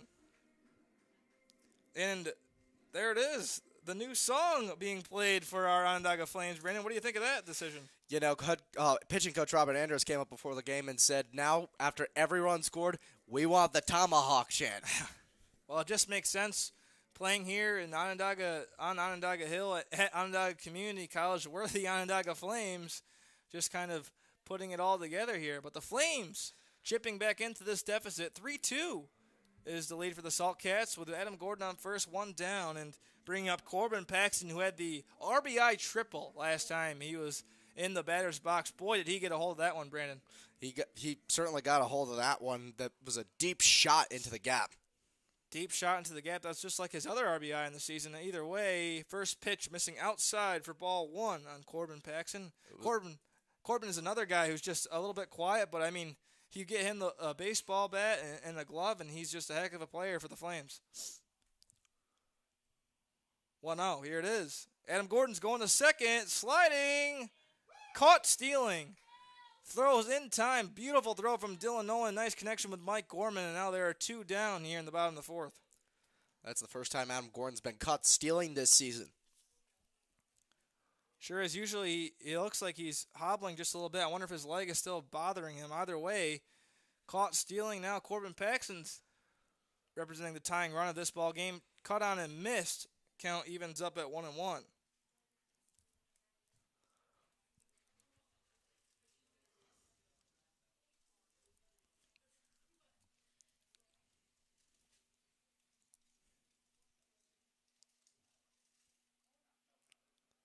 One ball, two strikes with two outs here in the bottom of the fourth. Flames have put one on the board. Corbin Paxton trying to tie it up. This one cut on and miss, and that's going to retire the side. So Flames do get one back, but aren't able to tie it up going into the top of the fifth inning. Brandon Ross will take over play-by-play here on Team Line.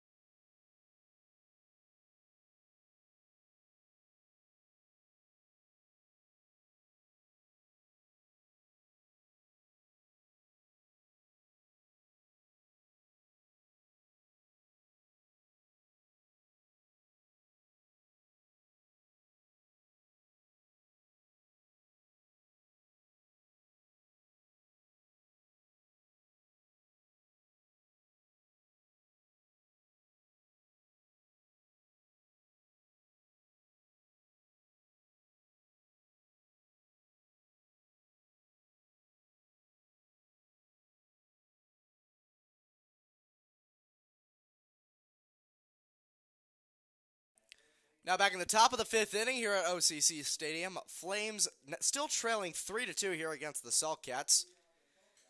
And the top of the order will lead it off for the Salt Cats and Michael Ray, and a few defensive changes here for the Flames.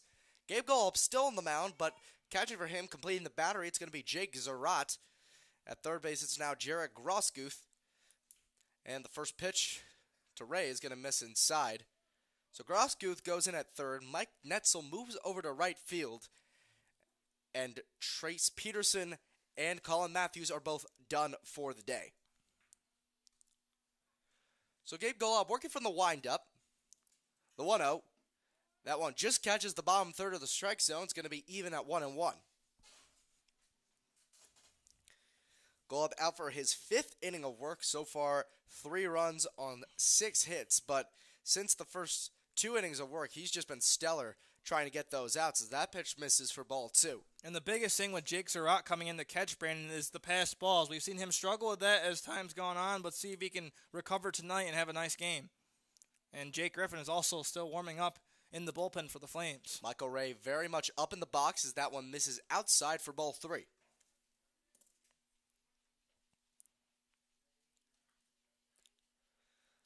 Michael Ray so far 1 for 2 on the day, singled back in the first inning and grounded out to first in the second. The 3-1 misses outside for ball 4, so Michael Ray goes over to first base to lead off this inning.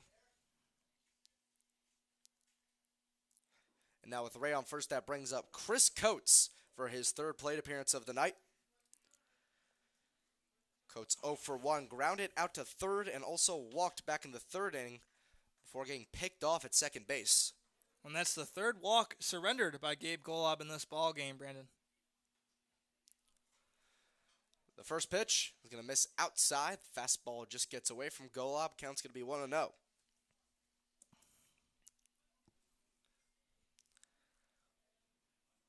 Michael Ray not taking a very big lead off of first, but it's growing ever so slightly by the second. And another pickoff attempt by Gabe Golob, but Ray's able to get back there safely. He's picked off 2 so far. Certainly had his fair share of success as Jared Grosguth participating in the bunt over at third, playing very in, toes on the infield grass, playing well in of the bag. Showing bunt, Coates pulls back, and the runner goes, fires to second, and rolls into the outfield, so it'll be a safe stolen base for Michael Ray. And it's going to be a ball there to Chris Coates. So the count's now 2-0. And that's Michael Ray's first stolen base in the season. He's now 1 for 3. So Ray now on second base with Chris Coates out the batter's box. Saltcats still leading 3-2 here in the top of the fifth inning. And now both infielders playing in. And the middle infielder playing at depth to keep close at second as that pitch is going to get grounded over to short. Rogerio fires to first, and that'll be a quick out number 1 on that at-bat. But now Michael Ray moves over to third on the ground out. So now 1 away, runner on third for Sean Lawler. And he hasn't gotten out yet, singled back in the first and walked coming around to score in inning number 3. Lawler, the lefty, taking on the righty Golob. Crowding the plate here. The first pitch just misses the outside corner, and the count's going to be 1-0.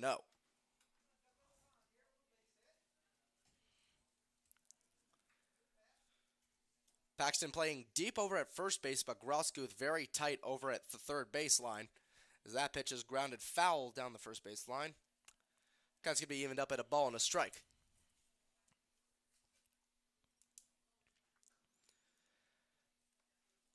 A minor shift in effect here. Hart playing very deep at his position, shortly into right field territory. And Rogerio crowding near second base from his shortstop post. That one misses in the dirt. And the count's going to be 2-1.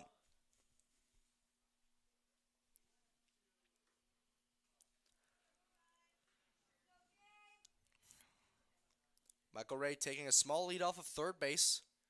Would double the lead if he scores. That one catches Sean Lawler on the hip. Oof. Tried to jump out of the way of that one, but looks like that one got him close to the crown jewels, and he's having a slow time getting up here. So looks like he'll be okay. He's walking gingerly over to first base, and it goes into a trot. It looks like he'll be fine. But now running on first and third with 1 away for Drew Patterson. I tell you what, Brandon, he will not be fine tomorrow. And looks like the pitching change is going to be made here, perhaps, as time is called to talk to Gabe Golob. Time is called here. And a mound conference. And looks like Gabe Golob is done for the day. There'll be 3 earned runs so far. If either of these other 2 runners on first and third score, they would be attributed to him. We will let you know who comes in to replace when we come back here on Team Line.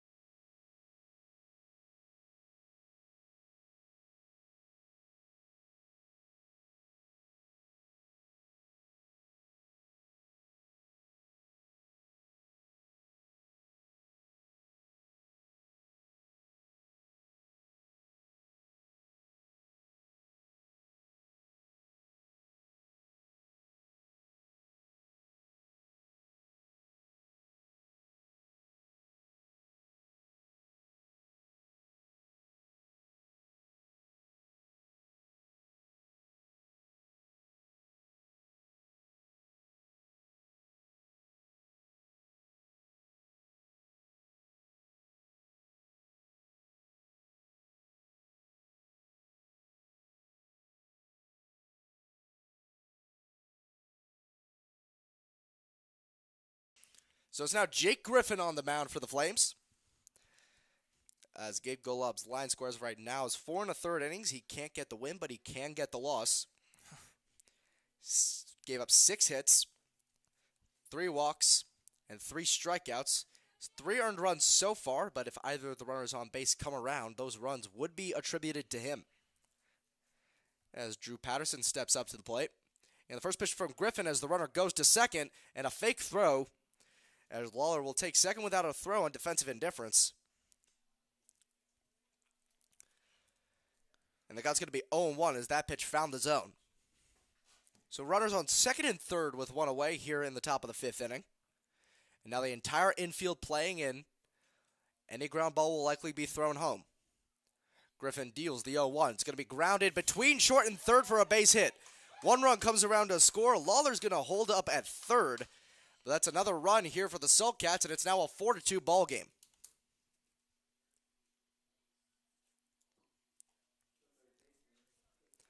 Saltcats double their lead on the Drew Patterson RBI single, and now that'll bring up Chris Nakari in the same position, runners on first and third and 1 away.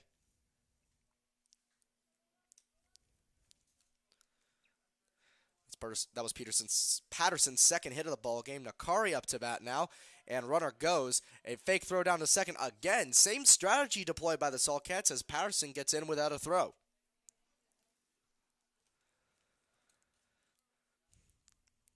Nakari, the righty, against the righty Griffin, the side armor.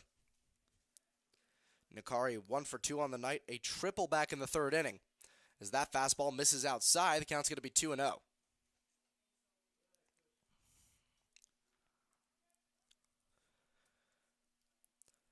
The 2-0. Check swing, but finds the zone anyway. Count's going to be 2 balls and a strike. As the entire infield here still playing very far in. Almost everyone with toes touching the grass. The 2-1. Misses outside again. And now the count's 3-1 here, and a walk would load the bases. Definitely most stressful position to be in, coming in with runners on base, and can't give up the big hit here. The 3-1 misses for ball 4, and now the bases are loaded here with 1 away. And while the bases are loaded and that's not what the Flames want, that does set up the double play opportunity. So bases loaded now for Taylor Fajardo. Fajardo 1 for 2 on the night, doubled back in the 2nd inning. Would eventually steal third base and come around to score. So it'll be Sean Lawler on third base, Drew Patterson on second, and Christian Nakari on first. The first pitch is cut on and missed. Fajardo ahead of the fastball there, and the count's going to be 0-1. I think Fajardo is going for a grand slam with that swing, Brandon. Sometimes in a situation like this, hitters just want to do too much too soon. They have to have a patient approach. The 0-1 is going to be fouled back, and it's a quick 0-2 here on Fajardo. So much for that patient approach you were just mentioning. Now Fajardo behind the count early, has to hit defensive here. So now with the bases loaded, the middle infield's back because of the double play opportunity. The corner infield playing very far in. The 0-2, cut on and miss. Pitch way out of the zone, but Fajardo chases. And now 2 away here with the bases loaded, and Chris Anderson coming up to bat. Beautiful bounce back there by Jake Griffin, being able to collect the strikeout. And now he's just 1 strikeout victim away, or 1 out away from getting out of this jam. Chris Anderson 1 for 2 on the night, singled back in the 2nd, eventually got caught stealing on the pickoff move. The first pitch is going to catch the outside corner on the fastball. Count's going to be strike 1. You think Jake's in a rhythm now? Well, it's hard to be in a rhythm when you have 3 runners on base behind you, but sometimes you just have to filter that out. As that pitch misses outside, it's going to be 1-1 now. But with 2 away, Griffin can't afford to just focus on the batter here. Try to get that last out as the infield returns to normal defensive positioning. The 1-1 is a breaking ball that cuts into the middle of the zone for strike 2. And when you're a side armor, you can throw some pretty nasty breaking pitches. That one looked like it was going to actually hit Anderson for a while, but it cut right over the middle of the plate. Bases loaded. The runners take their leads as Griffin takes some time before stepping back on the rubber. Griffin with the bases loaded, working from the windup. The 1-2 misses outside. And the count's going to even up at 2 balls and 2 strikes.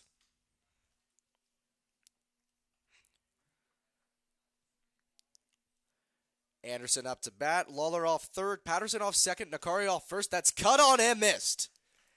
Another strikeout to get the Flames out of the inning finally. So that'll be 1 run on 1 hit and 3 men left on base at the end of 4.5 innings of play. The Flames still trail the Saltcats 4-2.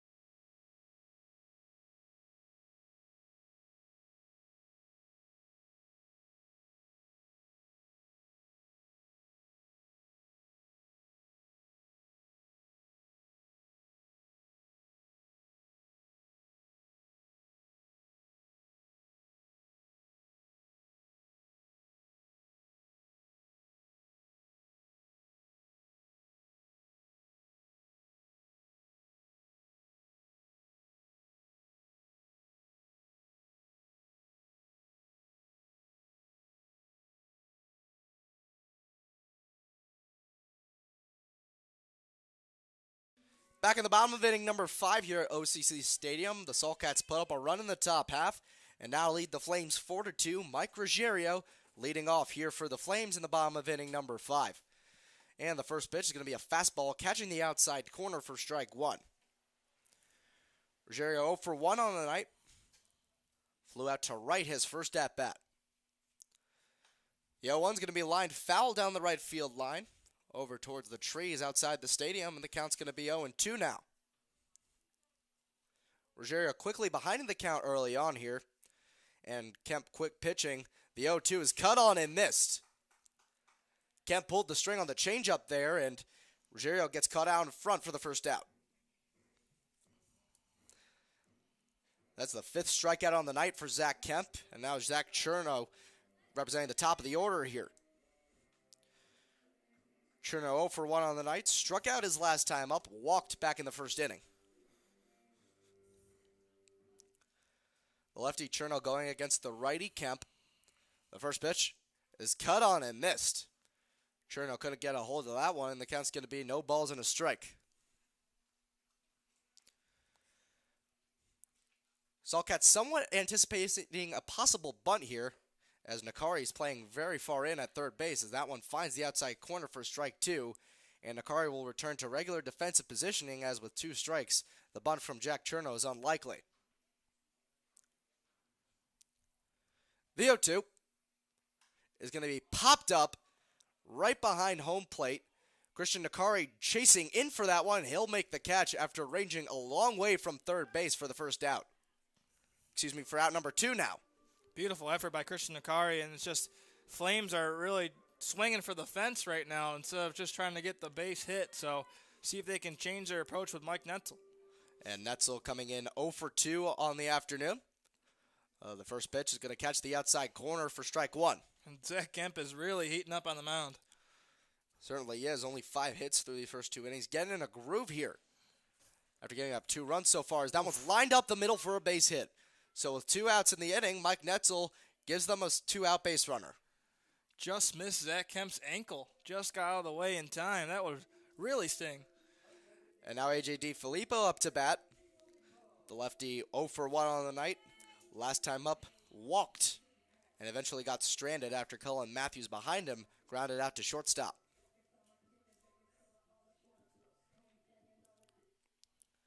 Netzel with a moderate lead off of first base. Kemp now working from the stretch. A pickoff attempt, nothing doing.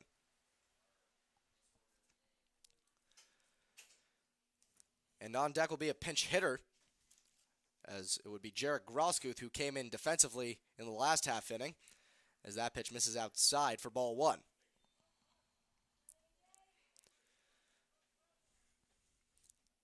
And no shift in the infield here for DiFilippo, but the outfield shifted over, and a wide gap over there in left center field. And another throw over is a very light toss, so no difficulty for Mike Netzel getting back.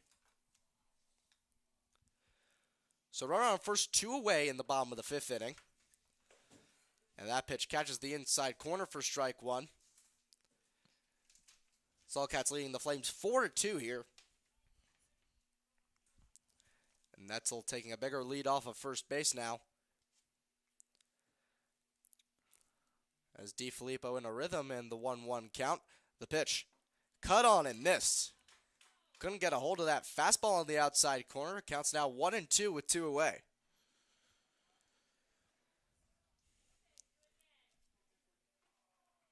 DiFilippo now just looking to make contact, keep the inning alive here. The 1-2.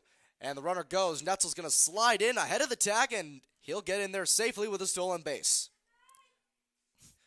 So the count's going to be 2-2 as that pitch missed outside, and Mike Netzel on the stolen base gives the Flames a runner in scoring position. Netzel now taking a big lead off second as Gorman plays him closely at the bag. 2-2 count, 2 away, 4-2 Saltcats. Gorman playing close, goes back to regular position. The 2-2 is going to be lined into right center field for a base hit. Running around third. He's going to come home. The throw to the plate is not in time, and DiFilippo will advance to second. Netzel scores on the single by DiFilippo. DiFilippo advances to second on the throw, and now the same position, a runner on second, 2 away, but now it's only a 4-3 ball game.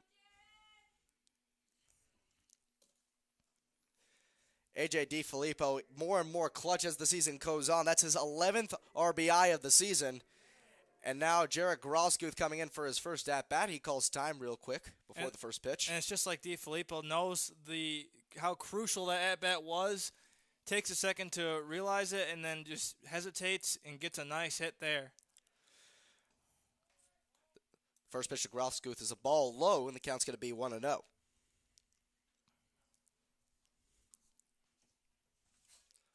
Grosguth off to a hot start this season, but slowing down, coming a little more back down to earth lately, as that one misses outside, counts 1-1. Grosguth's hitting .233, and he hit a home run a few nights ago, but still not playing nearly as much as he did in the opening part of the season. As that pitch catches the inside corner, it was a tough pitch to hit for Grosguth, up and in the zone, tough to get the bat around, but the count's still going to be 1-1 here. Both middle infielders playing closely at second. The pitch is going to miss low, and the count's going to be 2-1 now.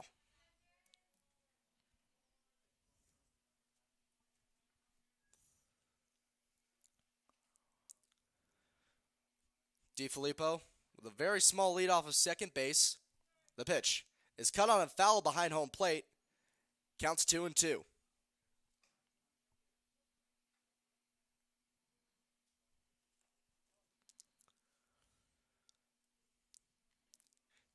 Kemp looking to finish his 5th inning of work without allowing the game to tie up. And he deals the 2-2. That one catches the inside corner for strike 3. Grosguth caught looking on that one, and that will retire the side. So a runner again left in scoring position for the Flames, but they get a run back and now only trail the Saltcats 4-3 here at OCC Stadium.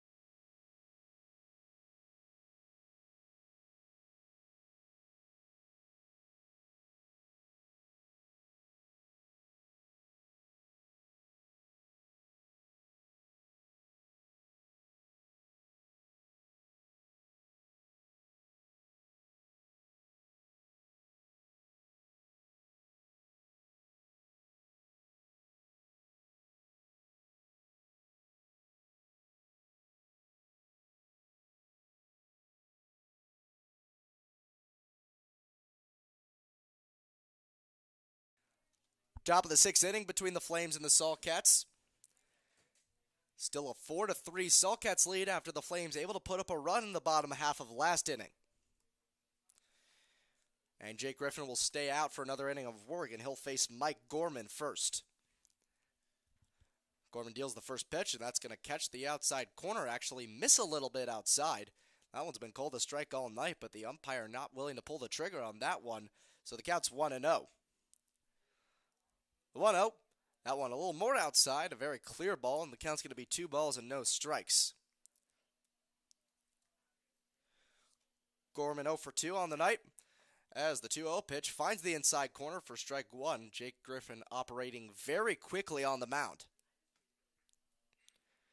Gorman first at bat struck out, ended up moving up on the drop third strike, as that one finds the outside corner for strike 2. It's going to be a 2-2 count now. And then his last at bat, he grounded out to short. That was in the 4th inning. Griffin wasting no time with Mike Gorman here, the 2-2. Misses outside, and the count's going to be full of 3 balls and 2 strikes.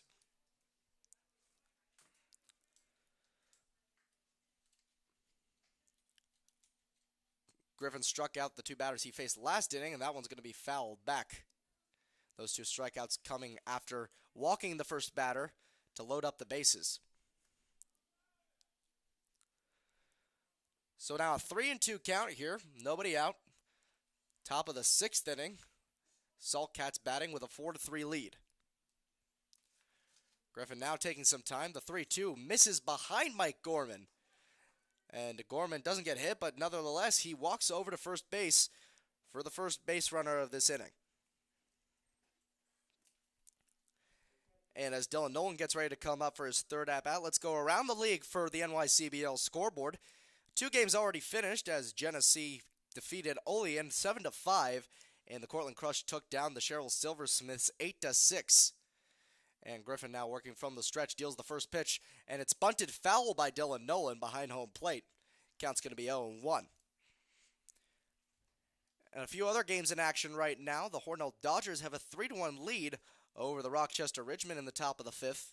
Over in Hornell, out in Wellsville, the Wellsville Nitros trail the Niagara Power 6-4, and the Syracuse Spartans at home at Hopkins Field, currently with a 3-2 lead over the Rome Generals in the bottom of the 7th. Runner goes, strike, the throw down, not in time. So a swinging strike to Dylan Nolan, and the count's going to be 0-2, but on the pitch, Mike Gorman still second base. So now nobody out, 0-2 count, runner in scoring position for the Saltcats. Griffin looking back, middle infield, not guarding too closely. The 0-2 is foul, way down the right field line, foul. And count's going to stay at 0-2 here. Nolan in his first 2 at-bats grounded out to first and struck out looking. Nolan was Gabe Golub's 3rd and final strikeout in his appearance. The 0-2 from Griffin. Catches the strike zone, looking. Nolan doesn't give a hack, and he'll be retired for out number 1. So now 1 away in the inning, and that brings up the top of the order, Michael Ray. Ray 1 for 2 on the afternoon. Singled back in the 1st inning. Grounded out to first in the 2nd and walked back in the 5th. He's come around to score 2 of the Saltcats' 4 runs. Ray crowding the plate here, playing very up in the box. No guardianship in the middle infield as that one misses outside for ball 1. Mike Gorman pretty much has a free rein to take a big lead over at second base. Mike Ruggiero and Brian Hart aren't playing him too closely. Doesn't look like any pickoff move is going to get tried anytime soon. Griffin deals the 1-0. That's going to get fouled back towards the net behind home plate. And the count's going to even up at a ball and a strike. And some more action now in the Onondaga Flames bullpen as it looks like Jeff DiStefano warming up. Jake Griffin on the mound, a righty side armor. And DiStefano, a lefty side armor, warming up in the pen. The 1-1 from Griffin. As a fastball chopped on the ground towards third, Groskuth Fields fires to first, and that'll be the second out of the inning. As Gorman stays at second, and now 2 away here for Chris Coates. Coates not a great afternoon so far, 0 for 2, 2 ground outs and a walk, and when he walked, he got picked off when he reached second base. One of the 2 pickoff moves that were successful for Gabe Golob before he left for the afternoon. The righty Coates against the righty Griffin. The first pitch finds the inside corner for strike 1.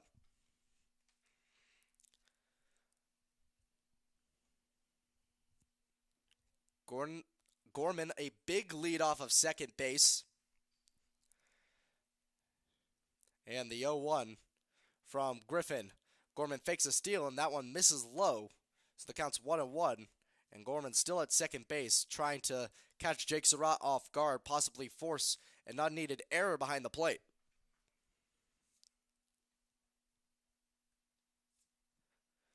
Griffin operating out of the stretch here. Looks back. The 1-1 is going to be chopped foul down the left field line over towards the Flames dugout. And now 2 strikes here on Chris Coates. Saltcats with a 4-3 lead, 1-2 count, 2 away, runner on second base. Jake Griffin looking to retire the side without any more damage.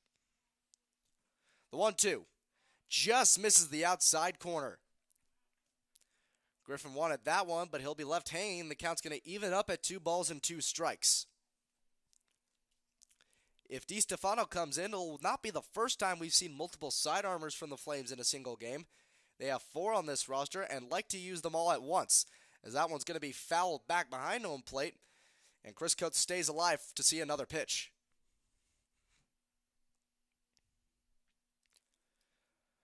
Heart of the lineup waiting on deck. Sean Lawler, the left fielder, the third hitter in this lineup, is waiting on deck behind Chris Coates. Griffin set. The 2-2 is going to be lined into deep left center field, but ranging under that one is Adam Gordon, and he'll make the catch for out number 3. So some trouble there on that last pitch, but Gordon able to alleviate it easily at the end of 5.5 innings of play. The Saltcats head to the bottom of the 6th with a 4-3 lead here on Team Line.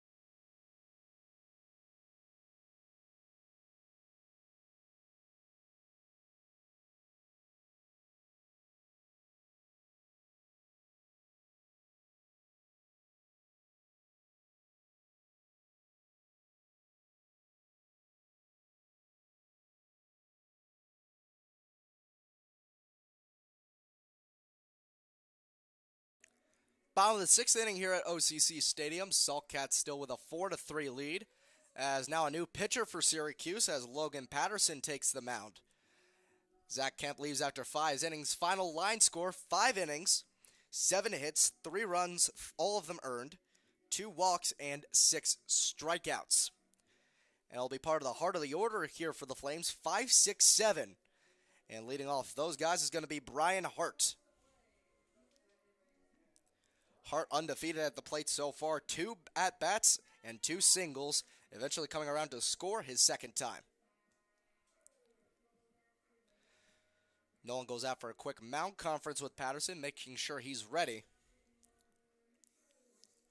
Patterson out of Abilene Christian. Not a lot of action this year, but in the action he's seen, he hasn't been that successful. Just over 2 innings pitched, 2 earned runs in those innings, a 7.71 ERA through his first 2 appearances. Brian Hart up to bat. Chris Nakari playing close in at third base, anticipating a possible bunt.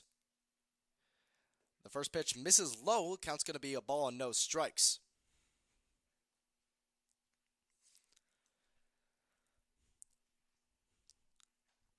The 1-0 is going to be cut foul behind home plate, up towards the high part of the netting, and the count's going to be 1 ball and 1 strike. Hart's been among the most reliable hitters so far for the Flames this year, especially when trailing. He shows bunt, pulls back, as that one misses the zone for ball 2. Shows why Nakari's playing so close in at third base, anticipating another bunt attempt here. And no bunt attempt here as Hart drives that one deep into right center field. Giving chase to that one is going to be Patterson. He dives and makes the catch. A stellar leaping grab. It's actually Chris Anderson out there in right field. And that's going to be the first out of the inning on a long out number 1 from Brian Hart.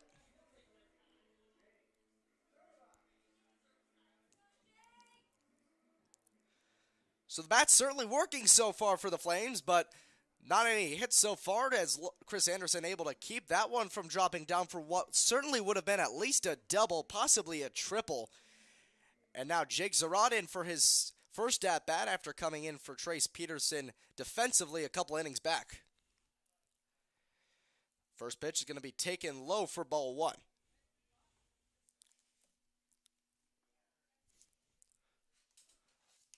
Zarate needs to take major steps towards improvement so far. Batting average of 91 through 6 games.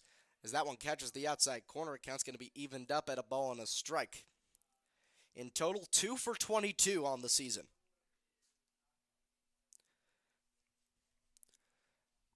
The 1-1. That one catches the bottom third. It's going to be a 1-2 count here to Jake Zarate.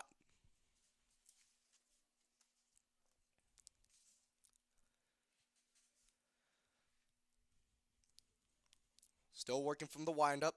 Logan Patterson deals the righty to the righty, the 1-2. Cut on and missed. More bad fortune here for Jake Zarate, now 2 for 23 on the season.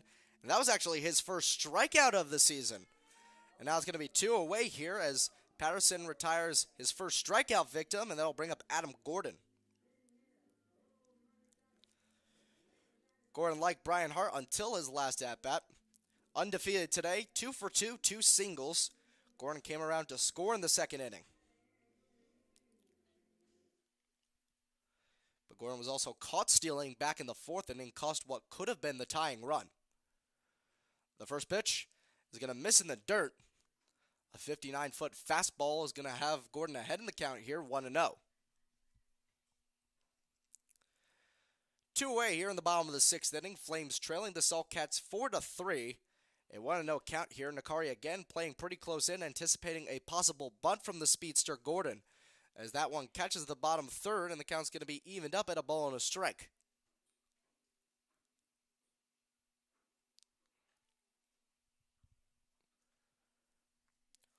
Gordon, the lefty hitter, going against the righty Patterson, the 1-1.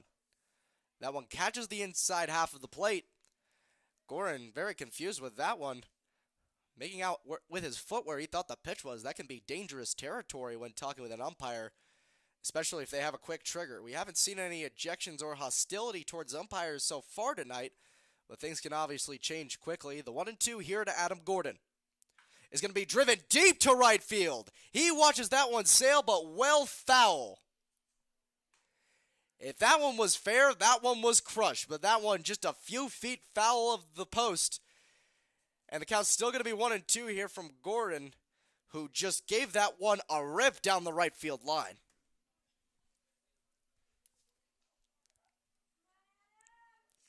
I'm sure Gorin wanted that one. That would have been the game-tying run had it stayed fair. And now Patterson deals from the windup, the 1-2. Grounded over to first, fielded by Drew Patterson. He flips it over to the pitcher, Patterson. A Patterson to Patterson connection retires the side. So a couple of big shots, but instead, the Flames go down 1-2-3, heading into the top of inning number 7. The Flames trail by 1 here on Team Line.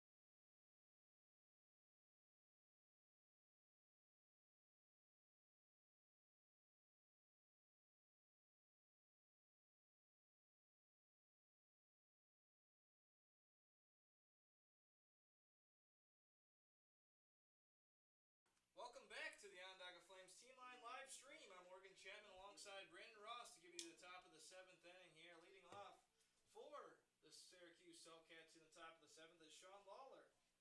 Lawler is 1 for 1 on the night. Last time he was up, he was hit by a pitch. Reached third base, but was unable to score.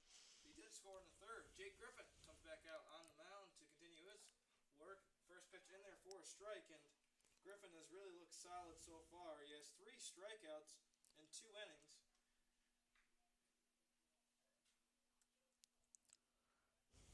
Oh, 1. Just missing outside. Count goes to 1-1 on Sean Lawler, but Lawler has been probably one of the most consistent pieces for the Syracuse Saltcats in this ball game so far. Here's the 1-1, cut on back towards the screen. Count will go to 1 ball and 2 strikes.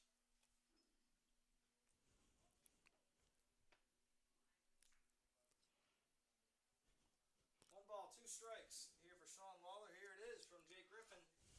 In there, but just missing. Count evens up at 2 balls, 2 strikes. Griffin, the John Hopkins product, just completed his freshman campaign down there. He's been pretty consistent for the Flames on the mound. Here's the 2-2, cut on back towards the screen. We'll do the 2-2 once again. But he's pitched 9 in the 3rd inning. He's given up 7 hits and 7 runs. But he does have 15 strikeouts coming into this game. Second on the team. This one's Gafford. Should be down for at least a base hit. Could be 2. Lawler's rounding first base. Lawler's going to get into second base. He's going for 3. Here comes Sean Lawler. Ruggiero, here it is at the 3rd play. And it's not there. He's safe. Sean Lawler with the hustle play, and he's going to take a second to get some air on this hot afternoon. Starts off the top of the 7th inning with a triple. Aside from the big triple there, still heat pounding down right now here at OCC Stadium. 90 degrees, feels like 95. And here it probably feels like 97, Brandon, because it is just absolutely no air movement around here. But a triple to lead off things here in the top of the 7th inning. Here it is, Jake Griffin. Cut on and missed from Drew Patterson. Count goes to 1-0. But Lawler is just absolutely the most consistent player on this Saltcats team, leading off with that nice triple. Here it is. Drew Patterson goes around again for strike 2. Definitely was unsure if he should swing or not there, but count now 0-2 here on Drew Patterson, the first baseman. Here it is from Griffin. Cut on and missed. Strikeout victim number 4 on the afternoon for Jake Griffin. There's the first out of the top of the 7th inning. And with the runner on third, you just have to focus on getting those outs, because if you worry too much about the runner on third, you're going to get out of focus here. Sure are. Bringing up Christian Nakari, the third baseman for the Salt Cats. First pitch up against Nakari, in there for a strike, and Jake Griffin is definitely in his rhythm right now. 0-1 is the count here. Second pitch popped up. Should be easy pickings over there for Mike Netzel, but I was unable to get there. So that one's just going to get foul as Netzel is on his horse, unable to make the play. And quickly an 0-2 count here for Nakari.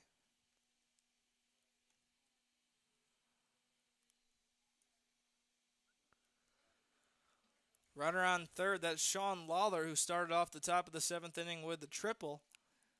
See if Christian Nakari can bring him in. Flames trail 4-3 here in the top of the 7th inning.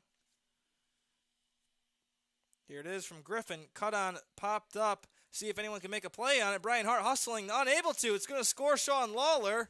And Nakari's going to have the RBI single here with one down in the top of the 7th. Time is called. So an RBI single gives the Salt Cats a 2-run lead. You know, that was a tough hit. That was in a spot where no one could really get to it, and no one really knew whose ball it was. Right. No one really was communicating out there. Brian Hart looked like to be the closest, but still unable to get there in time. So a blooper is going to score a run, bringing up Taylor Fajardo, the designated hitter. Chris Burnett is warming up in the bullpen for the Onondaga Flames. Taylor Fajardo still at the plate here. Runner on first. Checking him over there is Patterson. Or I should say Nakari is over there at first base, but Griffin unable to get them there in time. Just keeping him honest at first base. Here's the first pitch for Taylor Fajardo. Cut on and missed. And this guy, I tell you, Brandon, he is always cutting for the fence, just taking huge hacks at the ball. Already has one strikeout on the afternoon. From day one, it's been like he's trying to hit every single pitch he sees to Cooperstown, but that's not a working plate approach, as he's barely hitting above 100 so far this year. Just constantly swinging for the fence. This one is going to get through, of course, right when I mention it. And Nakari is going to stop at second base, so back-to-back singles have 2 runners on for the Salt Cats as it brings up Christian Anderson. That's now 3 hits in the inning for the Salt Cats. Looks like a pinch hitter here. Number 16 is going to come into the ball game to pinch hit.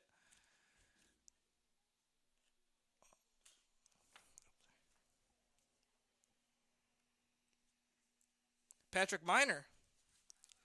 So Patrick Miner's going to come in. Looks like Robert Anders is going to tell Jake Griffin his afternoon's over, and we'll get you updated with who comes into the ball game here on Team Line as we step aside and let the pitcher warm up.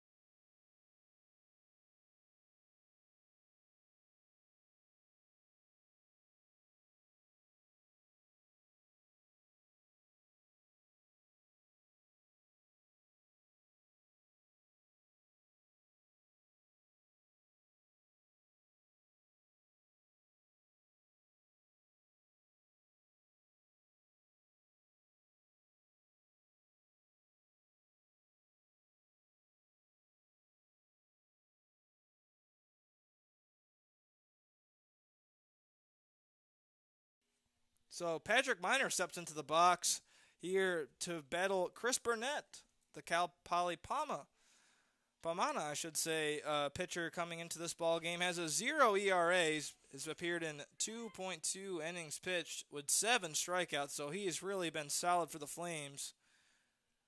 Hasn't even given up a single hit yet. This one for Miner, just inside. Not only no hits, but no base runners, period. He's been flawless to date. Sure has. Patrick Miner in the box for the Salt Cats. Batting a .267 on the season. He's 8 for 30. This one from Burnett in there for strike 1. So count evens up at 1-1. Patrick Miner has 4 RBIs, so he's in a good position to bring in Christian Nakari from second base.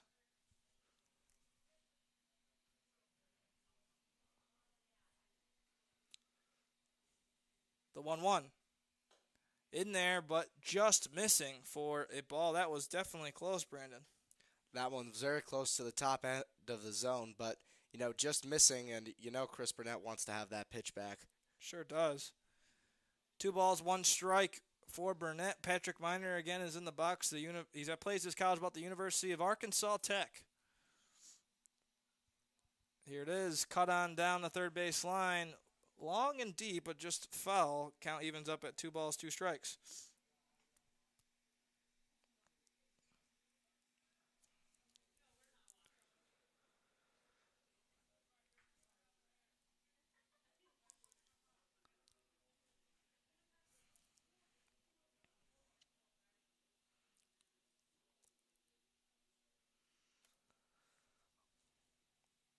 The 2-2 from Burnett. Cut on out to left field. This could be trouble. And it's to the wall. 1 run's going to score. That's Christian Nakari. Here comes Fajardo at third. He's hauled up. So an RBI double from Patrick Miner, and that's exactly what you want if you sub in a DH. Does a really nice job there, and Burnett gives up his first hit of the season and first run. Everything coming apart all at once here for Chris Burnett, but, now the lead is double what the Flames have, and they're falling behind quickly here. They don't have much time to make up this ground. They really don't, and that's the thing with the Flames. They really haven't been hitting the ball really well in this game, especially driving in runs. They've left 4 on so far, bringing up Mike Gorman for the Salt Cats, the shortstop on the afternoon. He is 0 for 2, reached on a walk back in the 6th inning. This one right back towards Burnett, unable to make a play, scoring 1, and no one's there at center field. But Patrick Miner's going to hold up at third base. So 2 runs scored here, back-to-back scoring plays for the Salt Cats. And the commentator's jinx is going to get Chris Burnett, right? As Brandon mentions it, gives up back-to-back hits that scored runs. And that finalizes Jake Griffin's line score on the night. So he'll finish with 3 innings pitched, 3 hits, 3 runs, all of them earned, 2 walks, and 4 strikeouts.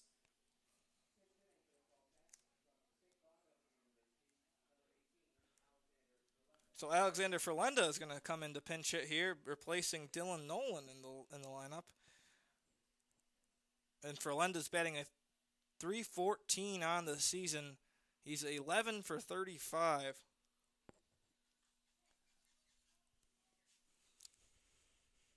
Runners on the corners, checked over there at first base is Mike Gorman, but he's back in time.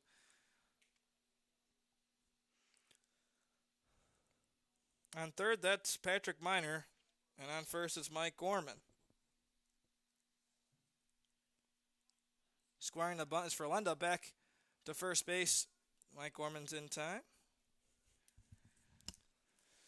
As Ferlenda's going to get a second stretch himself out here. Replaces Dylan Nolan in the lineup. 1 down, runners on the corners for Ferlenda. Burnett. Here's the pitch. Runner going. Here's the throw down the second. Got him. Beautiful throw from Jake Zerat. Getting it in there in time to Mike Ruggiero. And there's the tag for the second out of the inning. I must say I'm curious to know why Patrick Miner didn't go on third. Maybe it's just he didn't trust how fast he was in order to get home. But regardless, now there's 2 away. How about the throw from Jake Zerat, though? Beautiful throw right on time and in the perfect placement.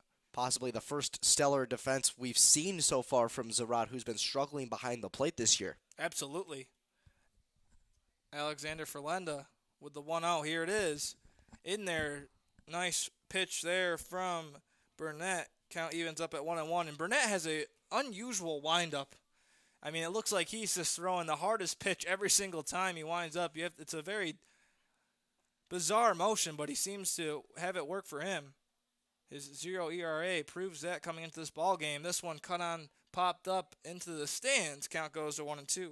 1 ball, 2 strikes. 2 down. Runner on third is Patrick Miner.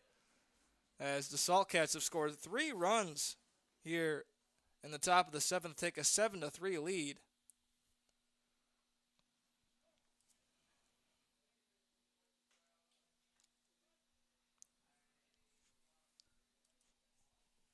Here's the 1-2. This one popped up. Mike Netzel, Corbin Paxton giving chase. Not going to be there in time, though, and we'll do the 1-2 again. That's the third play we've seen all 3 of those guys make an effort for, just unable to get there in time.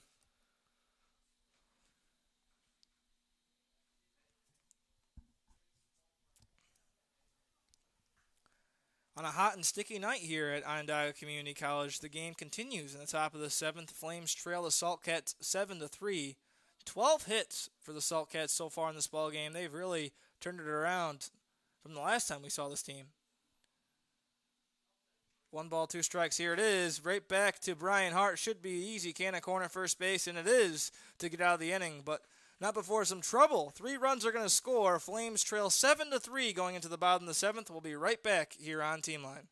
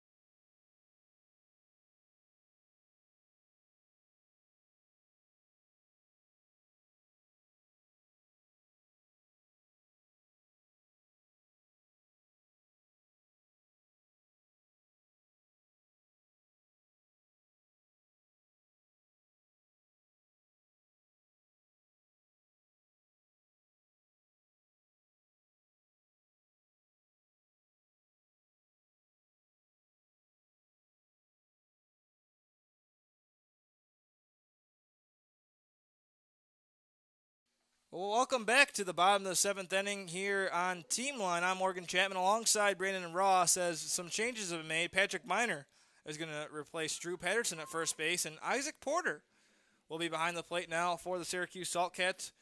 Leading off the bottom of the 7th inning for the Onondaga Flames, number 8, Corbin Paxton, who is 1 for 2 on the evening. The first pitch from Logan Patterson outside for ball 1. Count goes to 1-0.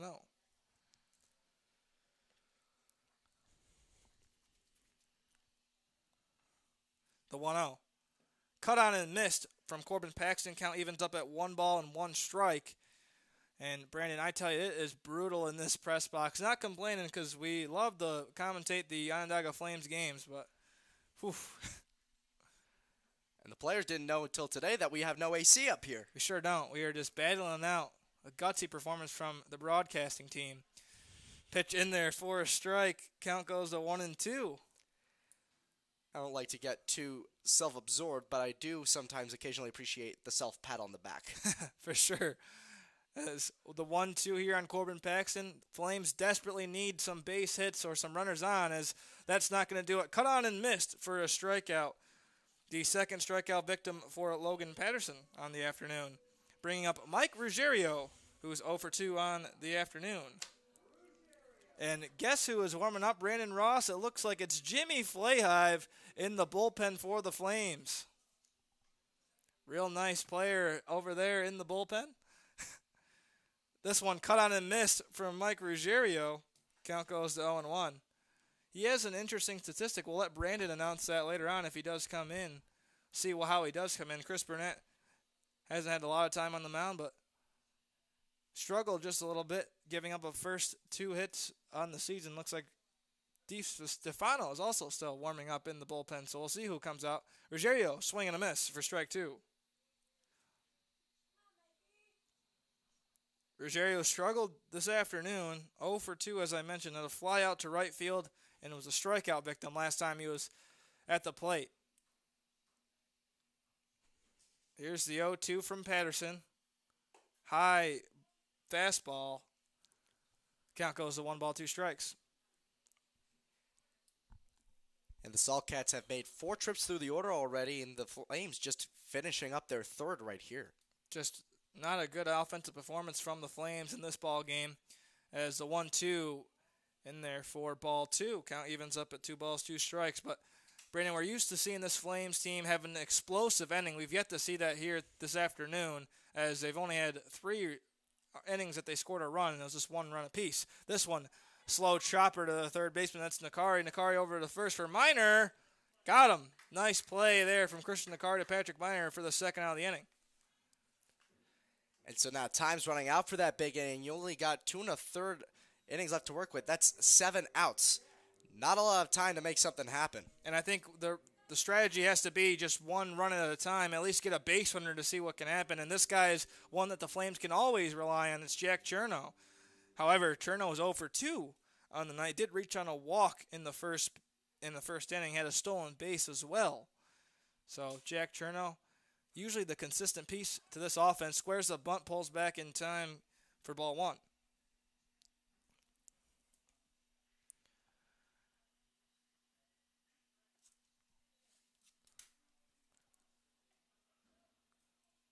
Want to know is your count here. Logan Patterson winds up, gets the sign from Porter. Ball 2, outside, fastball just missing the zone. So count goes to 2-0, and Flames trying to get a 2-out rally. All they need is to get a base runner and have Mike Netzel, A.J. DiFilippo, and Jared Groskuth, the next 3 batters that'll be up for the Flames. The 2-0, cut on and missed. So count goes to 2-1 on Jack Chernow, the center fielder out of Columbia University.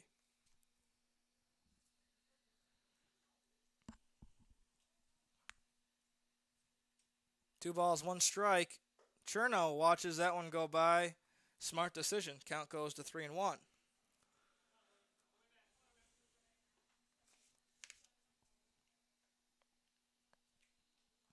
Three balls, 1 strike, 2 away here in the bottom of the 7th inning. Flames trail 7-3. Here it is from Patterson outside, and second walk for Jack Chernow on the afternoon. Gets the Flames a base runner, something they haven't had in 2 innings. Bringing up Mike Netzel.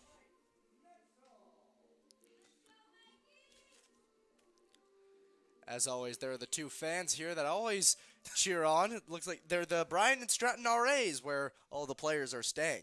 Sure, know everyone on a first-name basis on this team. Mike Netzel stepping up into the batter's box to try to drive in a run here, or at least get Jack Chernow in scoring position. Here it is. First pitch for Netzel in there for strike 1. Netzel 1 for 3 on the afternoon. Had a single back in the 5th inning. Had a stolen base as well. Came around to score, but was a strikeout victim and a ground out victim to third base as well in this ball game. The 0-1, Patterson shakes off 2 pitches, shakes off a 3rd pitch, and then gets the sign from Porter. That one's going to be a ball, though. Count evens up at 1 ball, 1 strike.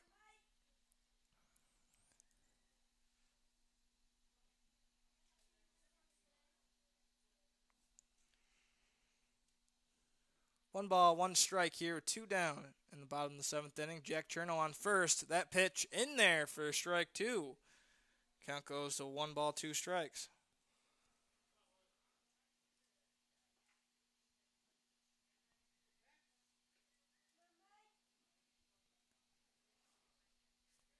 The 1-2. Logan Patterson gets the sign from Isaac Porter. Cut on down the third base line. Coach Mike Cordero left those silky mitts at home, unable to bring it in. The ground ball.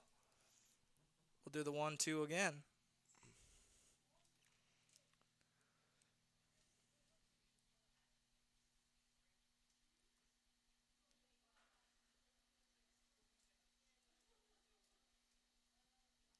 1 ball, 2 strikes. Chernow trying to get a read on it. This one's cut off the end of his bat. Fouled. Goes that baseball, and we'll do the 1-2 once again. Infield in normal positions. Same with the outfield. Netzel has power, but right now he's just trying to get a base knock here to keep the inning going. The 1-2 from Logan Patterson gets the pitch he wants. Here it is. Way past the, it's going to be trouble as Jack Chernow advances to second base on a wild pitch there from Patterson. So now a runner in scoring position for Mike Netzel. 2 balls, 2 strikes with 2 away here in the bottom of the 7th inning. Trying to drive in a run for the Flames, chop into this 4-run deficit. As time is called, Isaac Porter's going to go out and talk to Logan Patterson, but this has been a terrific game if you're a Syracuse Saltcats fan. And for the Onondaga Flames, their 4-game win streak is on the line. Currently tied for second place. I'm not sure if they're going to be able to battle back into this one, but still have 2 more chances to get it done, as they are the home team in this ball game.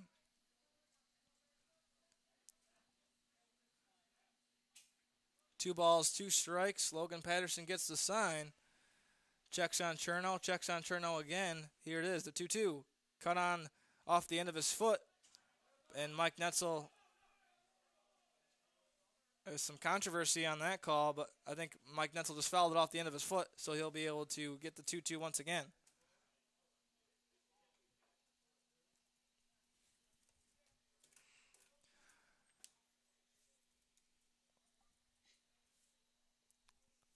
Looks like head coach Mike Martinez is going to come out to argue here. Yeah, some controversy. The Saltcats faithful did not like that last call, and Martinez. A quick visit with the home plate umpire as play will resume. Mike Netzel here in the 2-2 count. In position to drive in another run. Jack Chernow on second, but 2 away here in the bottom of the 7th. Flames need to get something going here in a hurry. Probably not too worried as the Saltcats still have a 4-run lead here late on. That's exactly why they're not fighting it as hard as they were some other calls in the last time these 2 teams met. But either way, play resumes. 2 balls, 2 strikes with 2 down. Jack Chernow on second base. Patterson with a 2-2. Cut on and missed, and that's going to be a strikeout. Mike Netzel striking out. His second strikeout on the afternoon, and the 3rd strikeout for Logan Patterson. We'll be right back here on Team Line.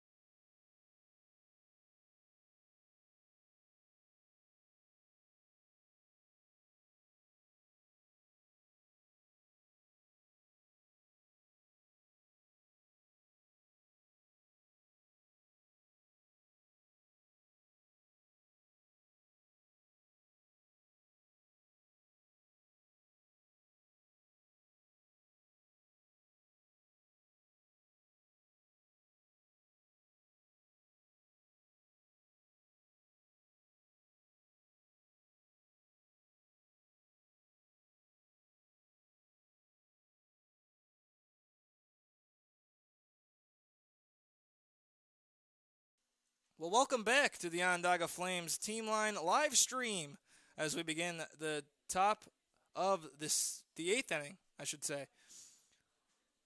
Top of the 8th inning with Michael Ray stepping into the batter's box here.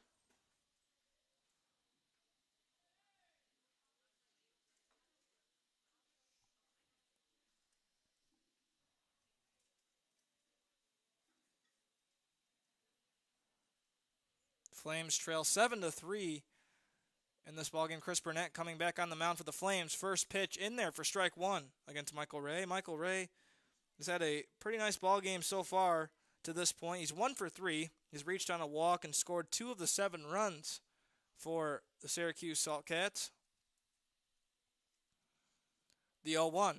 Cut on down to the third base line. This is going to be a single, at least, as Adam Gordon throws it in. So, leadoff single to start the top of the 8th inning, bringing up number 5, Chris Coates. Chris Coates is 0 for 3 on the afternoon, struggling just a bit. Last time he was up, he had the fly out to Adam Gordon.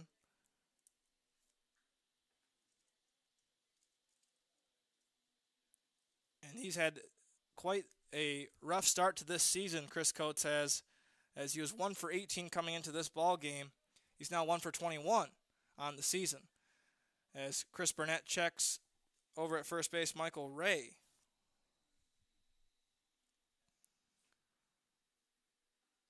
First pitch from Coates. This is going to be back-to-back.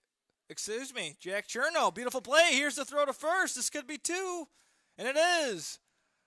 So Jack Cherno turning 2 in the outfield. Beautiful play, as I wasn't sure if he was going to be able to get there, but forgot the wheels he had on himself there. 2 outs there for Jack Cherno, throwing him out at first base. Beautiful play and some questionable base running made. It looks like pitching coach Robert Anders is going to come out to the mound and talk to Chris Burnett, and it looks like his night is over, so we'll see who comes in to warm up for the Flames. Think it's Jeff DiStefano, and it is, number 13, Jeff DiStefano out of Canisius College. Going to come in to finish out the top of the 8th inning.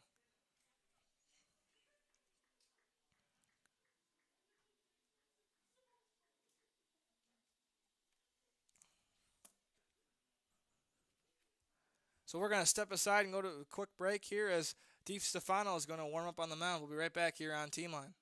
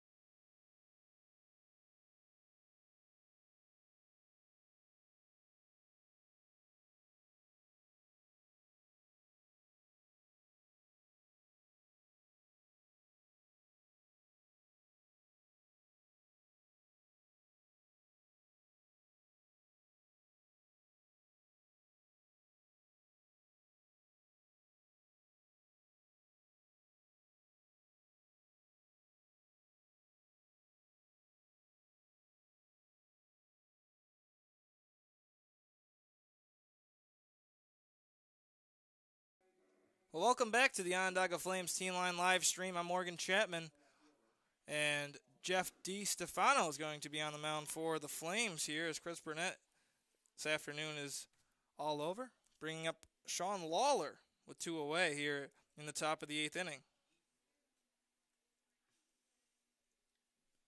First pitch cut on and missed for strike 1.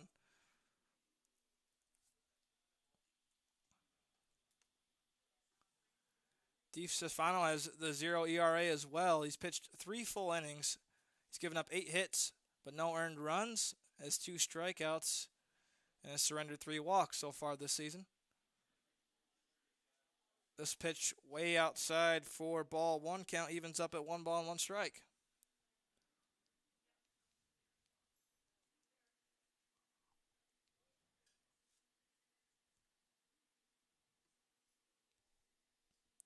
The 1-1. In the turf, count goes to 2-1. For Sean Lawler here. Sean Lawler's had quite the afternoon. He's 3 for 3.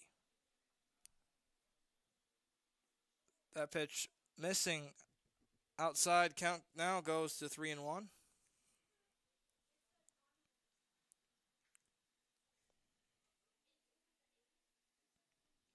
had the triple last time he was at the plate. Here's the 3-1 outside, and he's going to pick up a walk. So Jeff DiStefano's first batter face is going to be a walk, as it's going to bring up Drew Patterson, who's in right field now for the Syracuse Saltcats. Patterson is 2 for 4 on the afternoon. Struck out last time he was up. 2 away here in the top of the 8th inning. First pitch down the third base line, but it's going to go foul. Count goes to 0-1. Christian Nakari's on deck for the Saltcats, and they're just trying to add to their lead now. Already have 13 hits in this ball game, and the Flame only have 7. So the Onondaga Flames have been in unusual situations. That one's going to almost hit Drew Patterson in the foot, but gets out of the way in time. Count goes to 1 ball, 1 strike with 2 away here in the top of the 8th inning.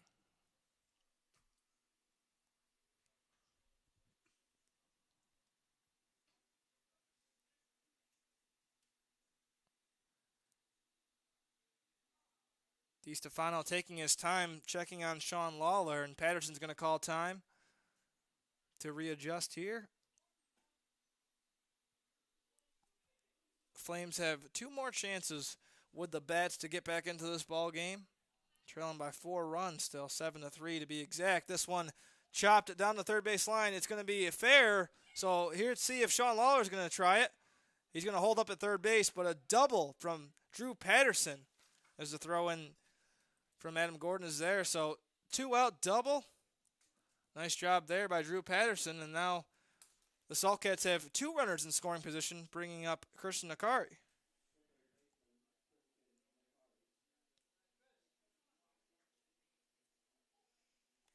Sean Lawler at third, Patterson at second.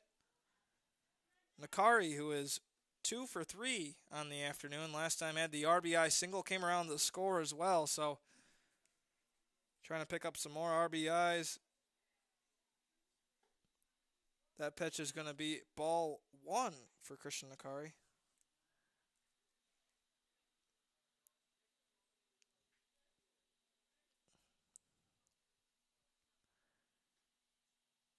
This pitch right back to Brian Hart, can of corn at first base, and that's going to retire the inning. So Flames are able to hold the Saltcats, leaving 2 on, and we're going to step aside for the bottom of the 8th inning here on Team Line.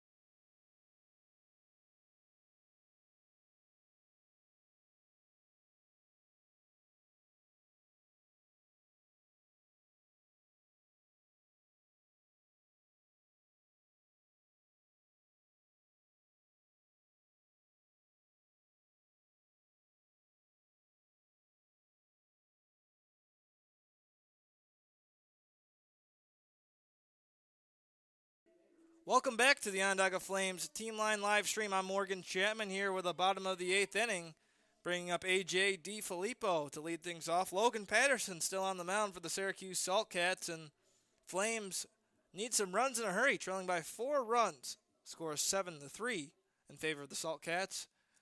Flames only have 7 hits to this point in the ball game, as the Saltcats have 14. DiFilippo cut on this one down the first base line. Hits the line, but just outside. And it's going to just be a long strike for DiFilippo. Could have been some extra base if it would land fair, but it didn't. But DiFilippo 1 for 1 on the afternoon so far. Had the RBI single last time he was at the plate. Back in the 5th inning. Also reached on a walk in the 3rd.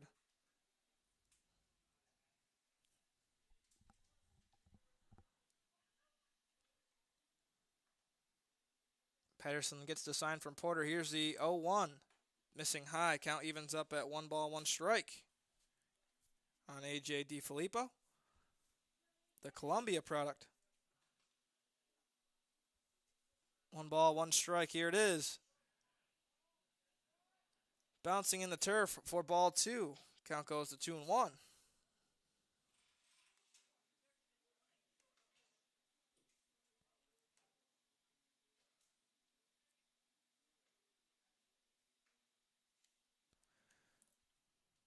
This pitch missing again, so count goes to 3-1 now. And Logan Patterson, he's coming into this ball game, pitched 2 1/3 innings. He has a 7.71 ERA. But since he's come into this ball game against the Flames, he's been particularly strong on the mound. This pitch missing, and A.J. DiFilippo is going to get on base with another walk, his 2nd walk collected on the afternoon. So Mike Stefan's going to pinch hit here for Jared Grosguth. The Canisius product trying to spark something here in this Flames lineup as they desperately need at least 1 or 2 here to cut it in half. But we'll see what Stefan has in store for us. No outs here in the bottom of the 8th. First pitch against Stefan. It's missing for ball 1.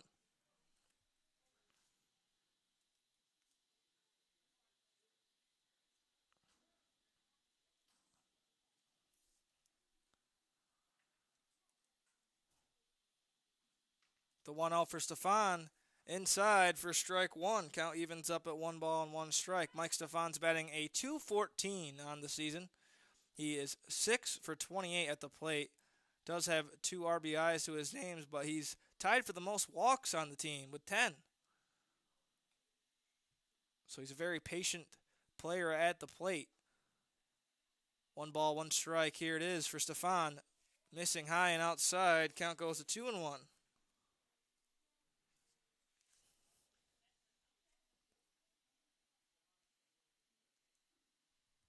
As time is called, looks like Isaac Porter is going to step out, have a mound visit in the whole infield. And the pitching coach is going to go out there as some Saltcats players are warming up over there. I'm not sure if Logan Patterson's done or just going to have a mound visit.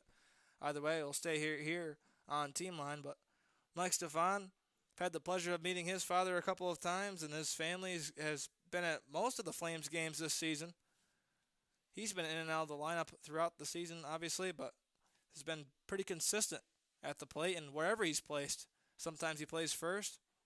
He's played left field as well for this Flames team, so we'll see if he goes in to first base or where he'll line up in the field for the top of the 9th inning. But Flames still trail 7-3. They just need to cut into this lead. If they can get 2 runs back, that'd be the ideal situation. Cut it in half and then perhaps pick up 2 more in the bottom of the 9th to tie it up. But either way, play is going to resume here. 2-1 is the count here on Mike Stefan. A.J. DiFilippo still at first base with a decent lead. This pitch missing outside. Count goes to 3-1, and Mike Stefan's patience continues to impress us here.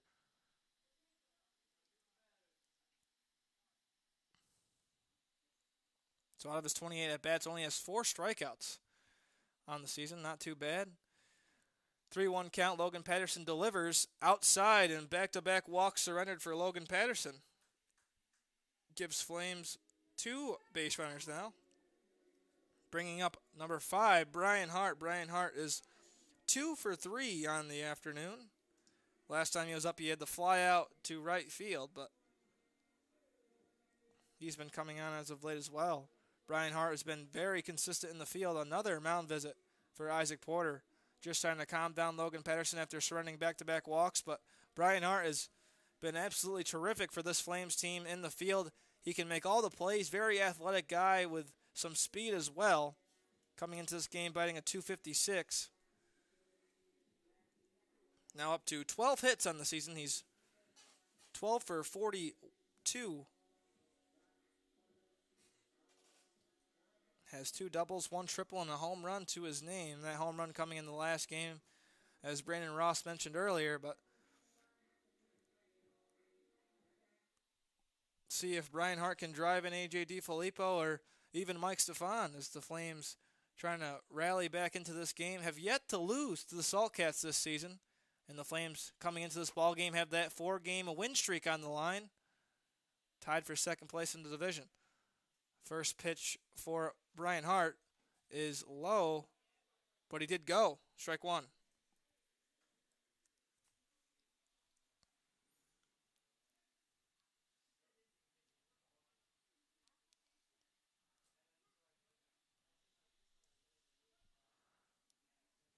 The 0-1, Logan Patterson gets the sign from Porter.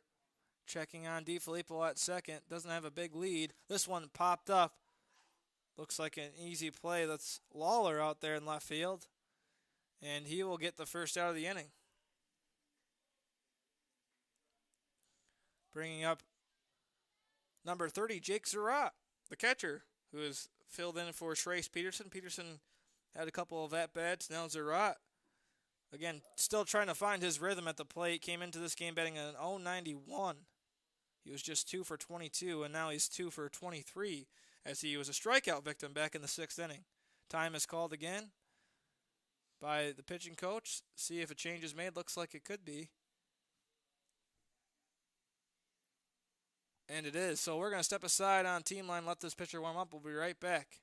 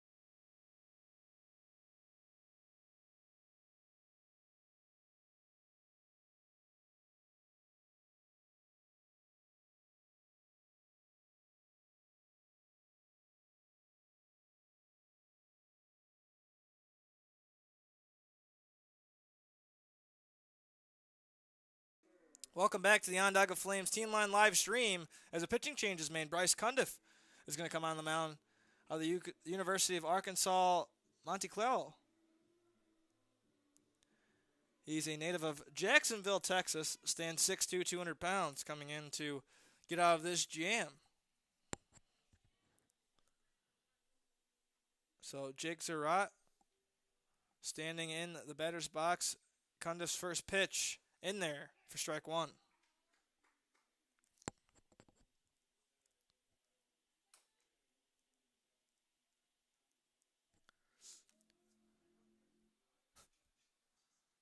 So the 0-1, Cundiff checking on A.J. DiFilippo at second base. This one chopped down the third base line, picked up by Nakari, and it's missing either way, but they're going to score that as a foul ball, and Jake Surratt, luck just not on his side as he still is 2 for 23 on the season. Was trying to get his third hit of the season, but unable to do so there. And Surratt, again, he's a Canisius product. He didn't get a ton of playing time, if any, at Canisius, who was a very successful ball club. They won the MAC this year, made it to the College World Series, and just that experience alone has to be great as a ball player. But Jake Surratt just trying to get some quality at-bats here and find his rhythm this summer as he's in that catching position battle with Trace Peterson. Here's the 0-2, cut on and missed. Second strikeout of the afternoon for Jake Surratt. First strikeout, to be exact, for Bryce Cundiff. 2 down, runners on first and second, bringing up Adam Gordon. Adam Gordon is 2 for 3. He has the RBI single back in the fourth. He also had a single came around to score in the second. Adam Gordon, big RBI batter, needs to drive in some runs for the Flames to have a chance to win this ball game, as Adam has 5 RBIs to his name this season. 14 for 43.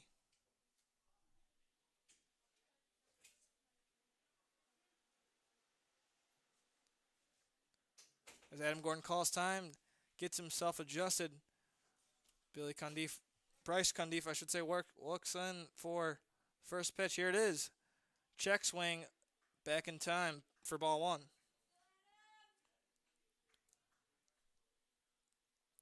Two down, runners on first and second. Flames have left quite a few batters on base in this ball game, which is always one of those statistics you don't want to lead in, but at times it's definitely cost them some ball games. It could be the same story here. Adam Gordon trying to change the headline, though, as Cundiff's going to step off the mound.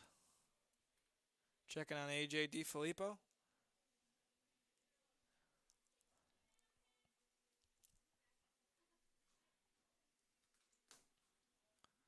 The 1-0 for Gordon.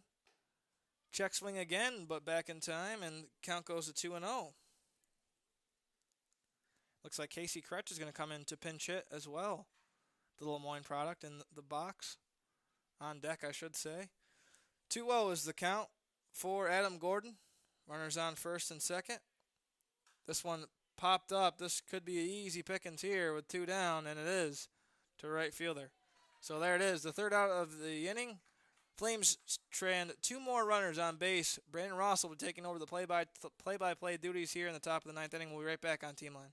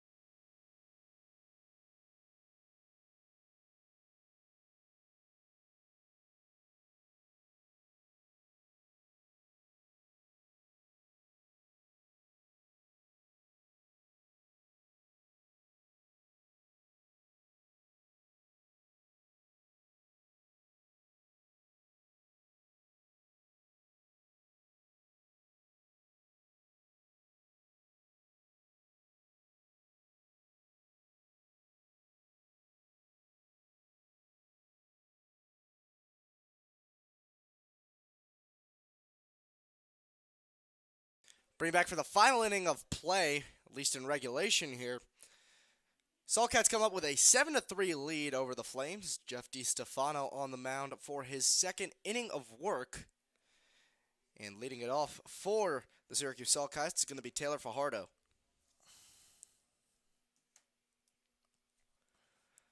First pitch cut on and missed way in front of the fastball there. He's going to be behind the count 0-1.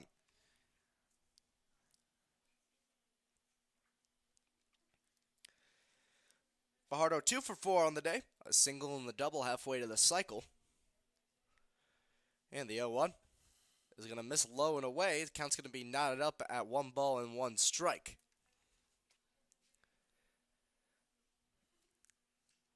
The heat's getting a little more bearable here. Still quite hot. Still close to 90 degrees, but starting to cool down just a hair here at OCC Stadium. The 1-1 is going to be cut on and missed. Fajardo ahead of the breaking ball, and the count's going to be a ball and 2 strikes. Nobody on, nobody out. The infield's playing all the way back.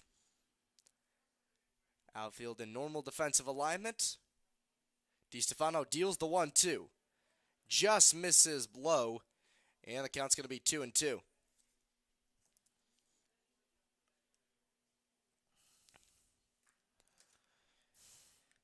So it's 6-7-8 leading off for the Saltcats this inning.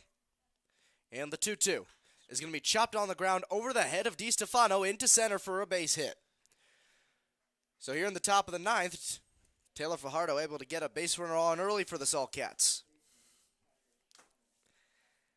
And now with 1 on and nobody out, that brings up Patrick Miner for his second at-bat of the night. He pinch hit for Chris Anderson back in the 7th. And he made the most of it, hitting a double that brought in a pair of runs. Fajardo with a big lead off of first base. First pitch catches the inside half of the plate. Count's going to be 0-1.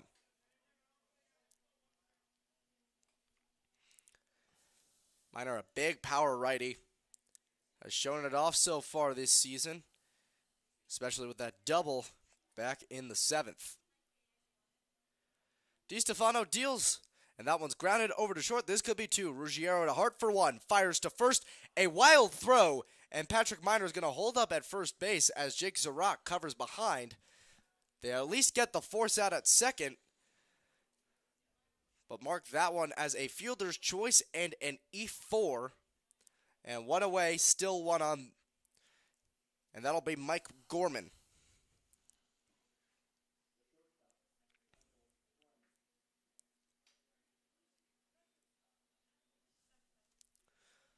That will not go down as a hit for Patrick Miner. So he's now 1 for 2 on the day, and Gorman in a bit of a tough stretch. 1 for 3 on the day.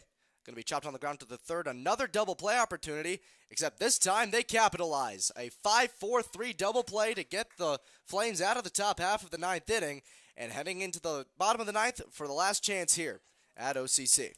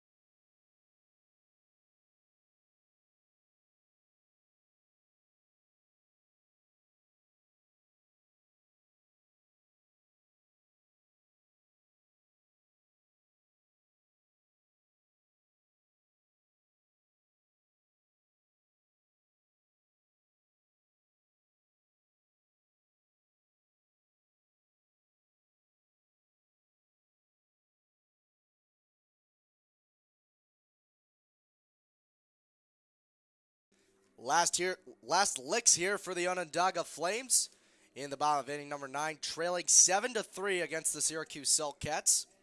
Bryce Cundiff coming out for his second inning on the mound, and Casey Kretsch will pinch hit for Corbin Paxton to lead off the bottom half of the 9th. Kretsch, a two-way player on this Flames squad. And the first pitch from Cundiff is going to be a fastball right down the heart of the plate for strike one.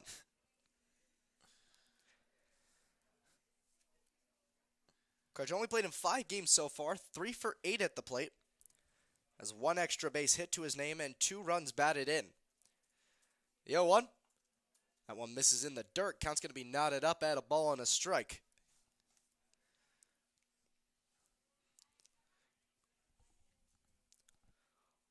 His on-base percentage, though, is .500 as he's walked twice in his 10 plate appearances. That one's crushed into left center field. Drifting under that one is going to be Chris Coates, and he'll make the catch for the first out.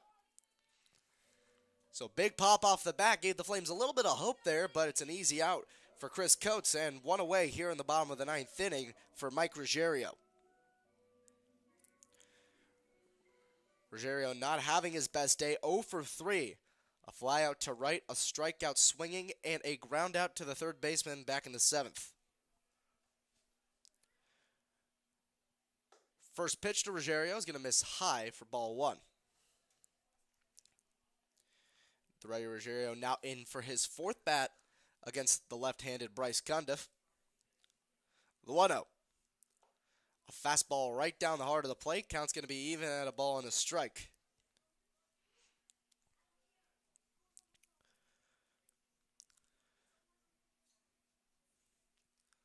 The 1-1 is going to be lined into center field. Again, drifting under that one, it's going to be Chris Coates for the easy catch for the out number 2. And now the Flames down to their final out here at OCC Stadium. 2 batters, 2 lineouts to center field, and now Jack Chernow with only 1 out left to work with here for the Flames. Chernow hitless today, but has reached base twice on walks.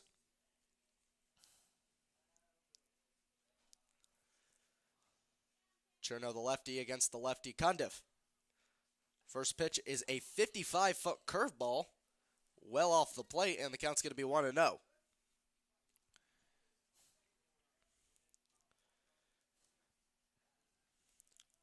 Chernow crowding the plate here.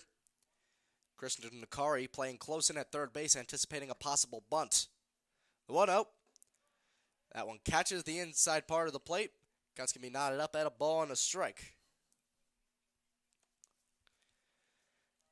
And now Chernow has been a clutch hitter all year.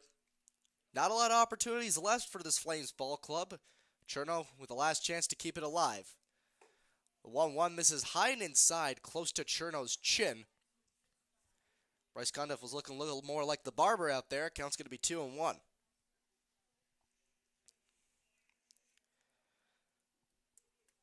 Two and one count, 2 away, 7-3 the Saltcats lead. And the 2-1 pitch is going to miss high for ball 3. Chernow 1 ball away from working a walk here with 2 away in the bottom of the 9th.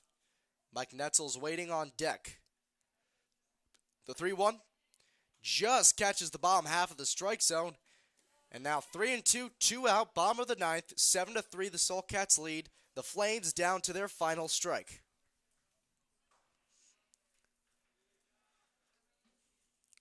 Third baseman returns to normal depth, the payoff.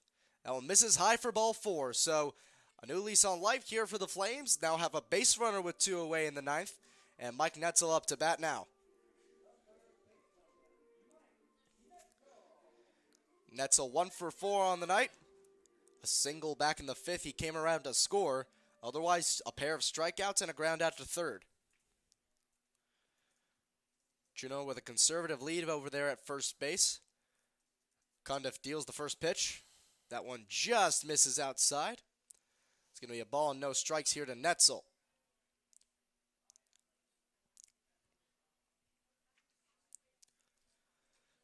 It's a far cry from Netzel's last performance against Cortland when he went 3 for 3. as that one misses inside on the breaking ball. Going to be 2 balls and no strikes here on Netzel. Netzel, the number 2 hitter, has the 3 hitter A.J. DiFilippo waiting behind him, who's only been retired once in his 4 plate appearances tonight. The 2-0 just catches the strike zone. Looked like it just caught the top part of the strike zone, and the count's going to be 2-1.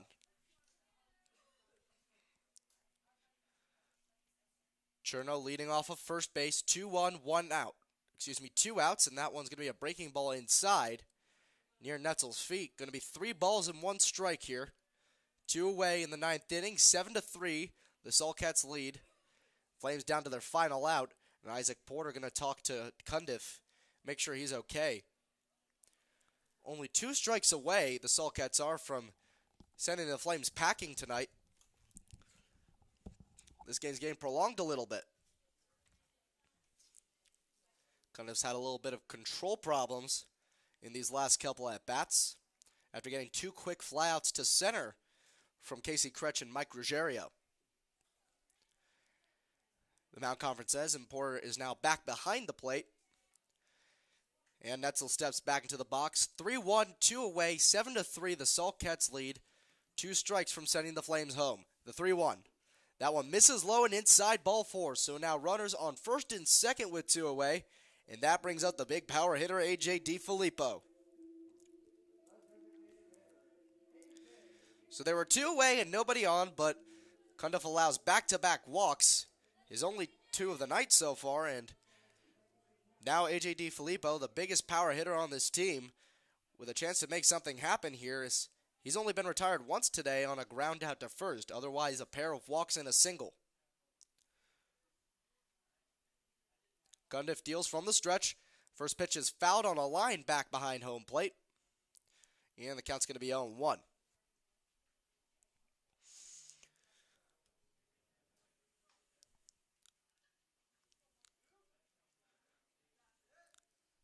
So just like most of the rest of the last at-bats, Cundiff 2 strikes away from ending this one. Working from the stretch with Cherno leading off of second and Netzel leading off of first base, neither of them being played closely by the defense. And that pitch is going to miss low, and the count's going to be a ball and a strike.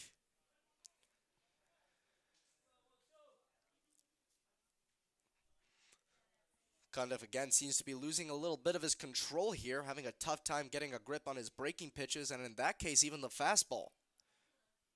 Gorman plays close at second. Cundiff deals the 1-1. A fastball misses high and outside, count now 2-1. And it's starting to look like it's getting to Bryce Cundiff's head a little bit on the pitcher's mound. DiFilippo, the lefty, up against the lefty Cundiff. The outfield shifted slightly to the right. Left field wide open and uncovered. The 2-1 is driven high into right field. Under that one is Anderson, and this should do it. And he makes the running catch for out number 3. So a big hits this inning from the Onondaga Flames, but all of them right into the midst of Saltcats players. And that will be your final here tonight. The final score 7-3. The Saltcats win this one. It was just a rough matchup for the Flames. They had not a great start, and unlike their last few games, unable to get things rolling. Yeah, they sure just weren't able to find any consistency this afternoon, and this is the first time they're going to fall to the Syracuse Saltcats team, but they have another chance to get a win tomorrow on the road. And now the record back down to 500. We don't know what happened with the rest of the league, but now they're going to be a little bit further down the standings. What do you think they have to do this week to start to make up ground? Well, first of all, Brandon, they have to get more than 7 hits, or if they get 7 hits, they can't allow 15. It's just the one thing that hurt them this afternoon. They had no consistency at the plate. All their 3 runs were just separate occasions and left a lot of runners on base, so have to clean that up as well. And again, a lot of runners left on base. 9 runners left on base, actually well below average for the Onondaga Flames this season. We're averaging about 12 heading into this contest. So what do you think they need to work on to get those fixed out, especially the runners in scoring position? We saw a lot of those early on in today's game. Well, I think what it is just runners, or when a batter comes up, there's just certain people that have that batting clutch that you really need as a batter, and I'm not going to name who does and who doesn't have it, but either way, I think everyone just has to be ready for the moment and be able to step into the batter's box and capitalize on the opportunity. All right, Morgan Chapman, thank you so much for your post-game analysis. Final score again here, 7-3. The Flames fall to the Saltcats. The Flames have a road matchup tomorrow against the Cheryl Silversmith. It'll be me and Eric Moon calling that one from Cheryl. So long from OCC Stadium, and as always, we'll see you next time, and have a happy Father's Day to all listening.